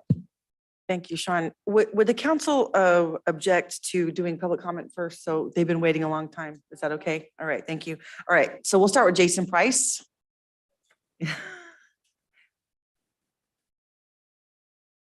I know you were zoning out over there. Hello, all. Hi. Madam Mayor, esteemed council members. I like this side of the podium, I think, better than the other. Members of the public and staff. So if you'll permit me, I'd first want to wish everyone here a happy Independence holiday. And then in the spirit of that, thank you all for your service. I have some sense of that and really appreciate those that put forth their time and their effort to do the work of the city and its residents. So I want to say thank you very much for that. So in 2018, Jennifer and I attended our Leadership Lincoln class. And on a single sheet of paper, there were 3 numbers, and it was the actual sales tax revenue from Roseville, Rockland, and Lincoln. It was the saddest day of the leadership class because it showed and highlighted such an abysmal, how far behind we are these other 2 communities. And I realize they're not like communities, but it really highlighted for me the dire need for the city to generate more than just property tax as its revenue streams. And most of tonight's meeting has been about how we're trying to spread that peanut butter quite thin. So this is one of those projects that I think does help to accelerate the rate in which we collect sales tax revenue. And I would call it highly desirable revenue as well, as you spend more time sort of looking at the ways in which cities can collect revenue and how it impacts the general fund. TOTs are really effective and relatively quick way to start getting some money back into that fund. Our city is vastly underrepresented in terms of hospitality with only 1 functioning hotel. And I think that leaves us a lot of room to increase how many rooms we have. There's a great deal of reasons for people to travel to this part of Placer County as well. We're kind of the gateway to wine and ale. We're nearby now going to be 3 venues for events. And I think agro and sports tourism is another reason people, and then John always tells me how often people that come to weddings up in Sun City have to stay in Roseville. Makes him very angry. And I think that's reason enough. So those would be my primary reasons for wanting to support something like this. And I do realize that we're giving back some revenue, but I think the idea of trying to be aggressive in our pursuit gives us a little bit more of sort of the courting authority, and also accelerates the landing period of this, as opposed to sort of waiting for that development to come this direction. There are other places that desirable hotel folks could pursue locations, and I think it's smart for us to try and entice those into the city. So having said that, I do want to give a special thanks to all the EDC members, including Chairman Fett, for all the hard work here, because it really was kind of a lot of thinking through this. And then just as a side note, ever since Sean has joined the city, we have felt a great deal of traction. And so we're very thankful to have him in the role he's in. He's been very willing to sit down with our committee and hear us all out. And, it can be a bit of a collection of personalities, so to speak. So I definitely do sort of want to give him my support and thanks. And that's all I had. Yeah. All right, Mr. Fett, you're up again. Oh, thank you, Jim. Hi, John Fettig. Mayor Andriotta, council members, pleasure to be here. I last spoke to you on September 20th, 2021. I think, Paul, or Councilman Joyner, you were in Nashville at the time and missed that, but it's been a long time in the making. I'd like to say that presentation was unanimously approved by the EDC to make it to you as a council member, and this proposal has been unanimously approved by the Economic Development Committee to make this presentation, for Sean to bring this proposal forward to you. I'd like to thank Jason. You just heard from him. Another contributor was Bob Green, who's been an excellent addition to the EDC. And we have our two newest members, Whitney Eklund and David Riccitello here, and they are going to be excellent additions as well. So Sean has sort of gone through the revenue with you. I'll break it down. If a hotel has 110 rooms and 75% occupancy, they're going to generate about $3.75 million a year in revenue. That would be $375,000 a year in TOT revenue that would come to the city. A lot of that will depend on the economy and the type of rooms they have and that kind of thing. So what does this mean to a hotel developer? A hotel project is approximately $20 million. So let's say they have 5 million of equity in the deal. So they have financing of $15 million. The debt service on that would be a little over $1.2 million a year. So if they generate, let's say $300,000 a year in TOT tax their first year, they would get $150,000 back to them at the end of the year. That would be maybe 12% of their debt service. So this is not moving the needle. I mean, this is not a huge subsidy for a developer who's putting 20 million at risk, including the equity of 5 million and the debt of 15 million. But what it is it's a cushion that sort of allows them to count on a little bit of extra support from the city. And in some ways, we have a mess on our hands with the current hotel that's going to be under construction here shortly, I hope. Part of that is, in my opinion, is the city's responsibility because we didn't have a hotel zoning, we required a use permit, which allowed a rump group to come in and, in my opinion, raise issues that were not germane to the development. I also would like to reiterate what Sean says, and that is that we have some competition on our flanks. The county's not sitting still. Roseville and Rockland aren't sitting still. If we don't get our brands, there's a chance we could lose them. Right now, we have a La Quinta that's likely we'll get a Marriott Town Place, and I believe, in my opinion, the thing I'm working toward for the third hotel would be a Hilton brand. Thank you very much. Thank you, John. Appreciate that. All right, any other public comments? Mr. and Mrs. Curtin, oh, I'm sorry. I'm sorry, Richard, go ahead. I just wanted to know if they wanted to say anything. Go ahead. You go first. You're already standing. Go ahead. Okay, thank you. Just want to point out more for the audience, I think, rather than from the council, is the fact that 100% of transit occupancy tax monies come to the city and stay here. Everything else, we get a portion of it. We get 8% of property tax. We get 14% of sales tax. 100% of TOT stays right here in the city of Lincoln. Thank you. Did you guys want to share?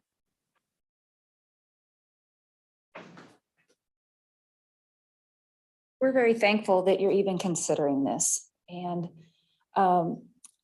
we would have loved to have had this hotel built a long time ago. And there's been a lot of instances that have put roadblocks and stumbling blocks. We built a beautiful Red Rock Road for you. Lights, all of that type of stuff out of our own pocket before we can even do anything else.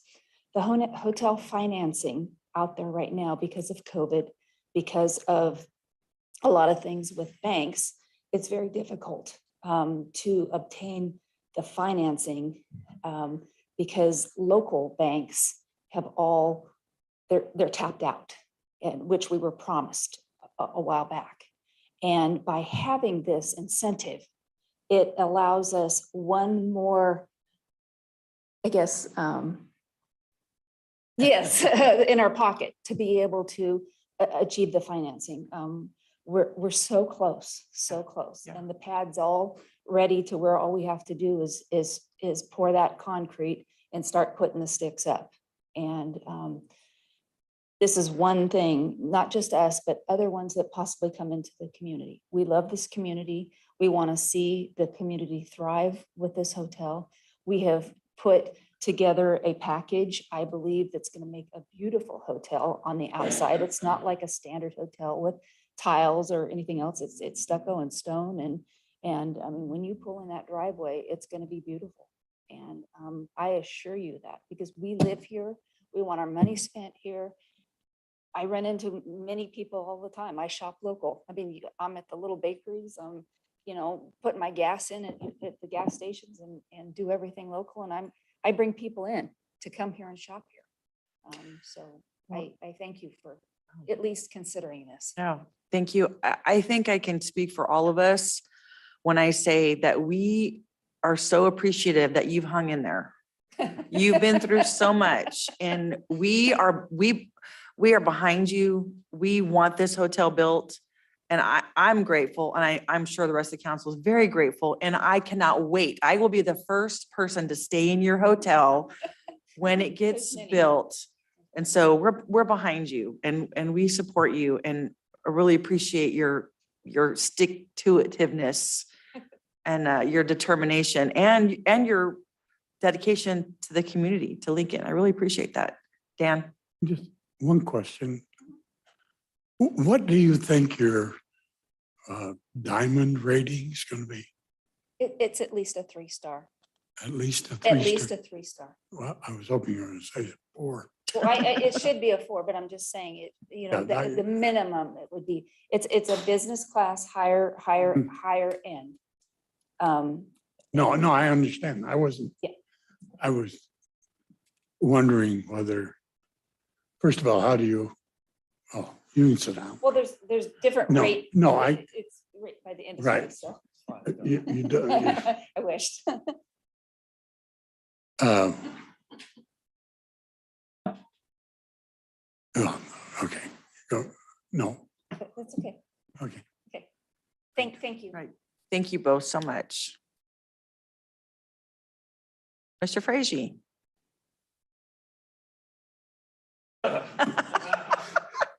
You know, actually, I met the gentleman in the back a couple of days ago. Nothing has to do with this, but, you know, I've been around Lincoln for a long time. I just want to remind everybody that the hotels that on Ferrara showed that, you know, started a long time ago, would not have been here if the city wasn't willing to work with them on some incentive and create opportunities. I remember even going back to Home Depot, if the city didn't work with us on Home Depot to bring them, and I had to fly out of state, you know, I wasn't part of development, but helping as an engineer. And the city worked with them on that. And that was the catalyst to bring Target.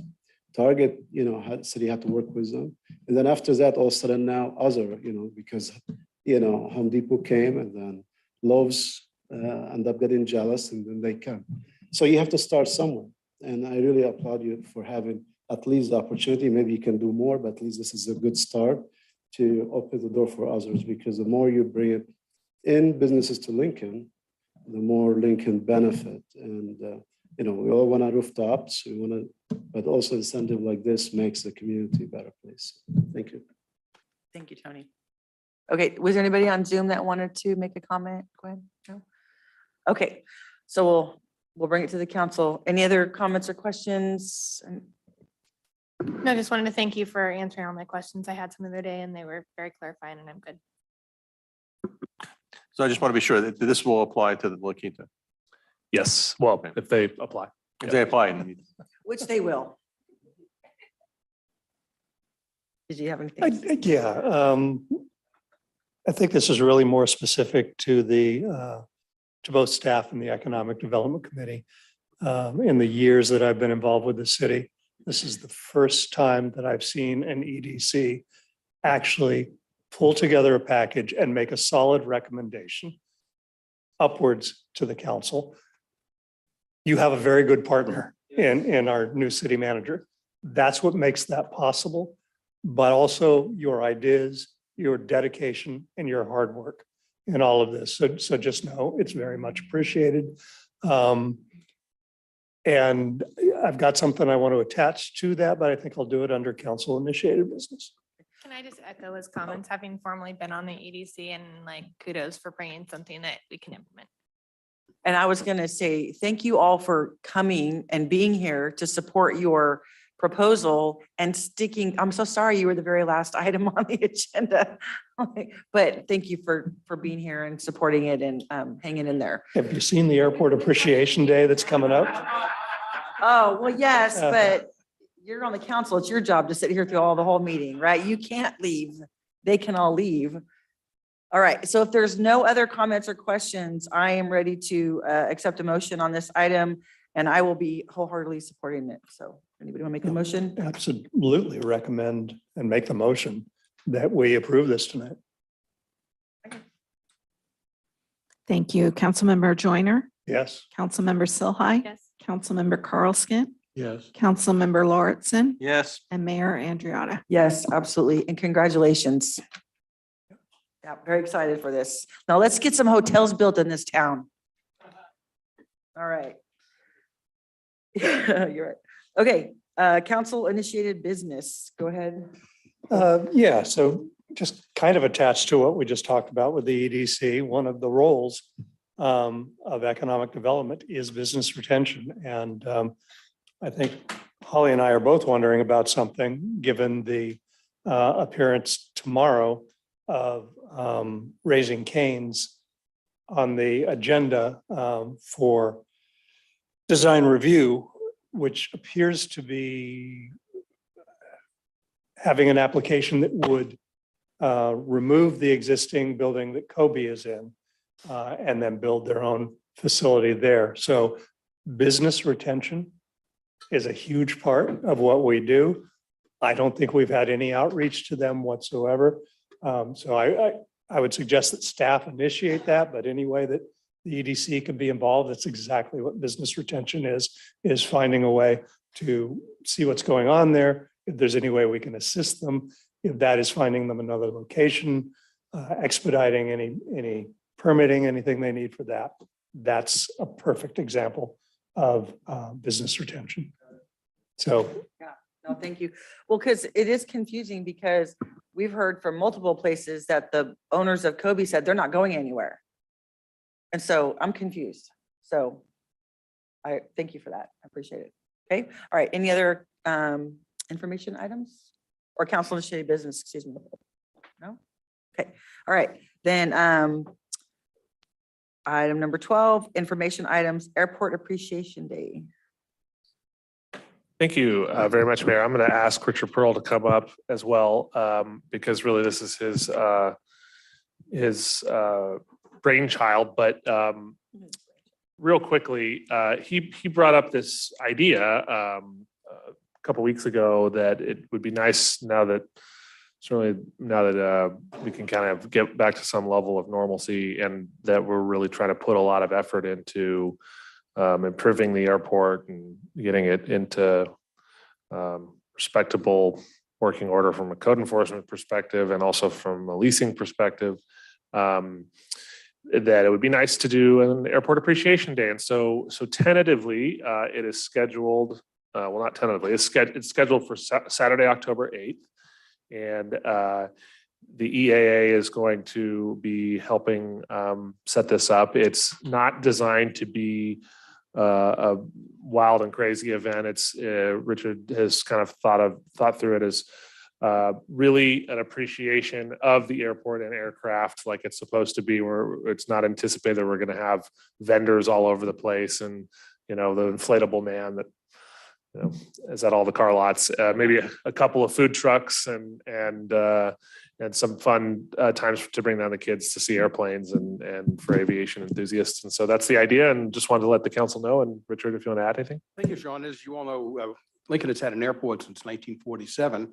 And over the years, the city has sponsored sometimes some very large aerial events. We've had, I think, the Blue Angels here one time in the 1990s. We've had thousands and thousands of people. Beginning in 2012, we started off with an Airport Appreciation Day, and it grew until 1917 when we had a full air show here with Pay Their Aerobatics, and it was a wonderful day, but it was a big deal. What we want to do is to go back to kind of our grassroots, and it's an appreciation for, we want to interact with the community. So what the pilot group wants to do is to display aircraft, but we want to make it both family-centric and youth-centric. So we're going to have some simulators out there that the kids can play on. They'll have a lot of aircraft from both our airport and some neighboring airports, some really cool stuff. We want to have people come out, enjoy themselves on a nice Saturday. There's no charge for this. It'll be staffed by the Experimental Aircraft Association. They've all done this before, the whole leadership crew. We've been there, we've done that. We will be totally self-contained. We'll be working very closely with the city staff. But we just want to have a good time. We want to bring the community in that they can see what their airport is. Because airports can be a driving force for the economy within not just the city, but for the region. So it's important, people do hear aircraft noise going over, so we want them to come in and to talk with the pilots, see what's going on, and just have it a very friendly, fun day. But again, we want to concentrate on families and concentrate on youth. And just have a great time out there. Again, no charge for anyone coming in. So hopefully we'll have a couple thousand people there. That would not be unexpected, unreasonable.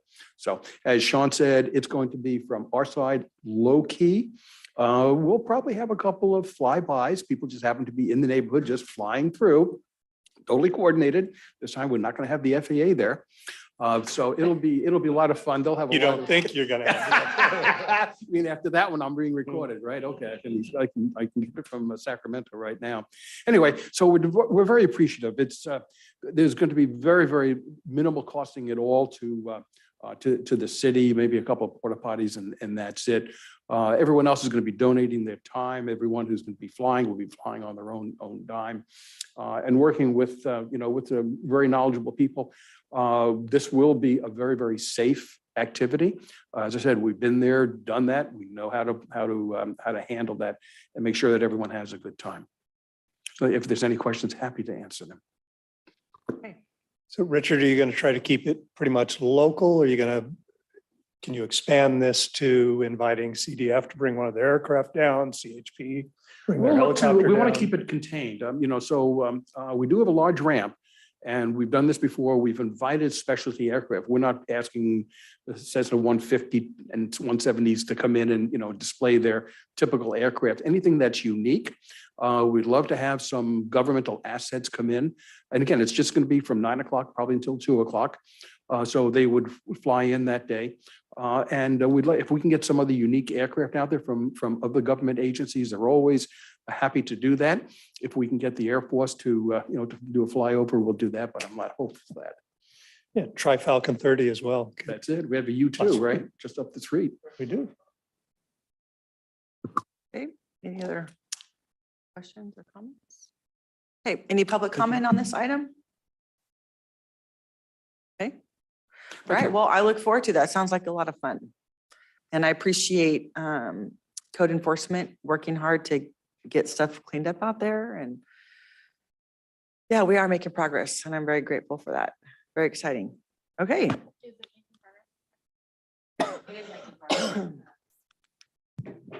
So we've issued several notices of lease violations and we're having a lot of trailers removed. I'm told the dilapidated boat will be gone by tomorrow. If it's not, we'll be taking further action to remove it on our own.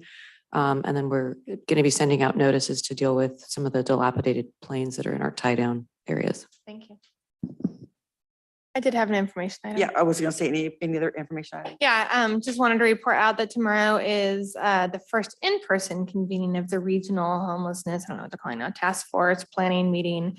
It is what we have asked for the whole time. Unfortunately, I will not be able to be there, but it is all of the electeds and staff. So I know, Chief, I don't know if you're going, but I know you're on the roster, and Christine, and I believe Councilmember Joyner will be going, and I believe that Mayor plans to join in my absence. It's my busiest week of the year, or one of them at work, so I won't be able to be there, but I know that I've reported out on all of them. It's been a very large priority, and just wanted to keep the rest of council abreast that those communications are happening in a forum and format that I think will be much more conducive to actually getting something done. So I'm hoping that you guys report out next time so that I know what I missed.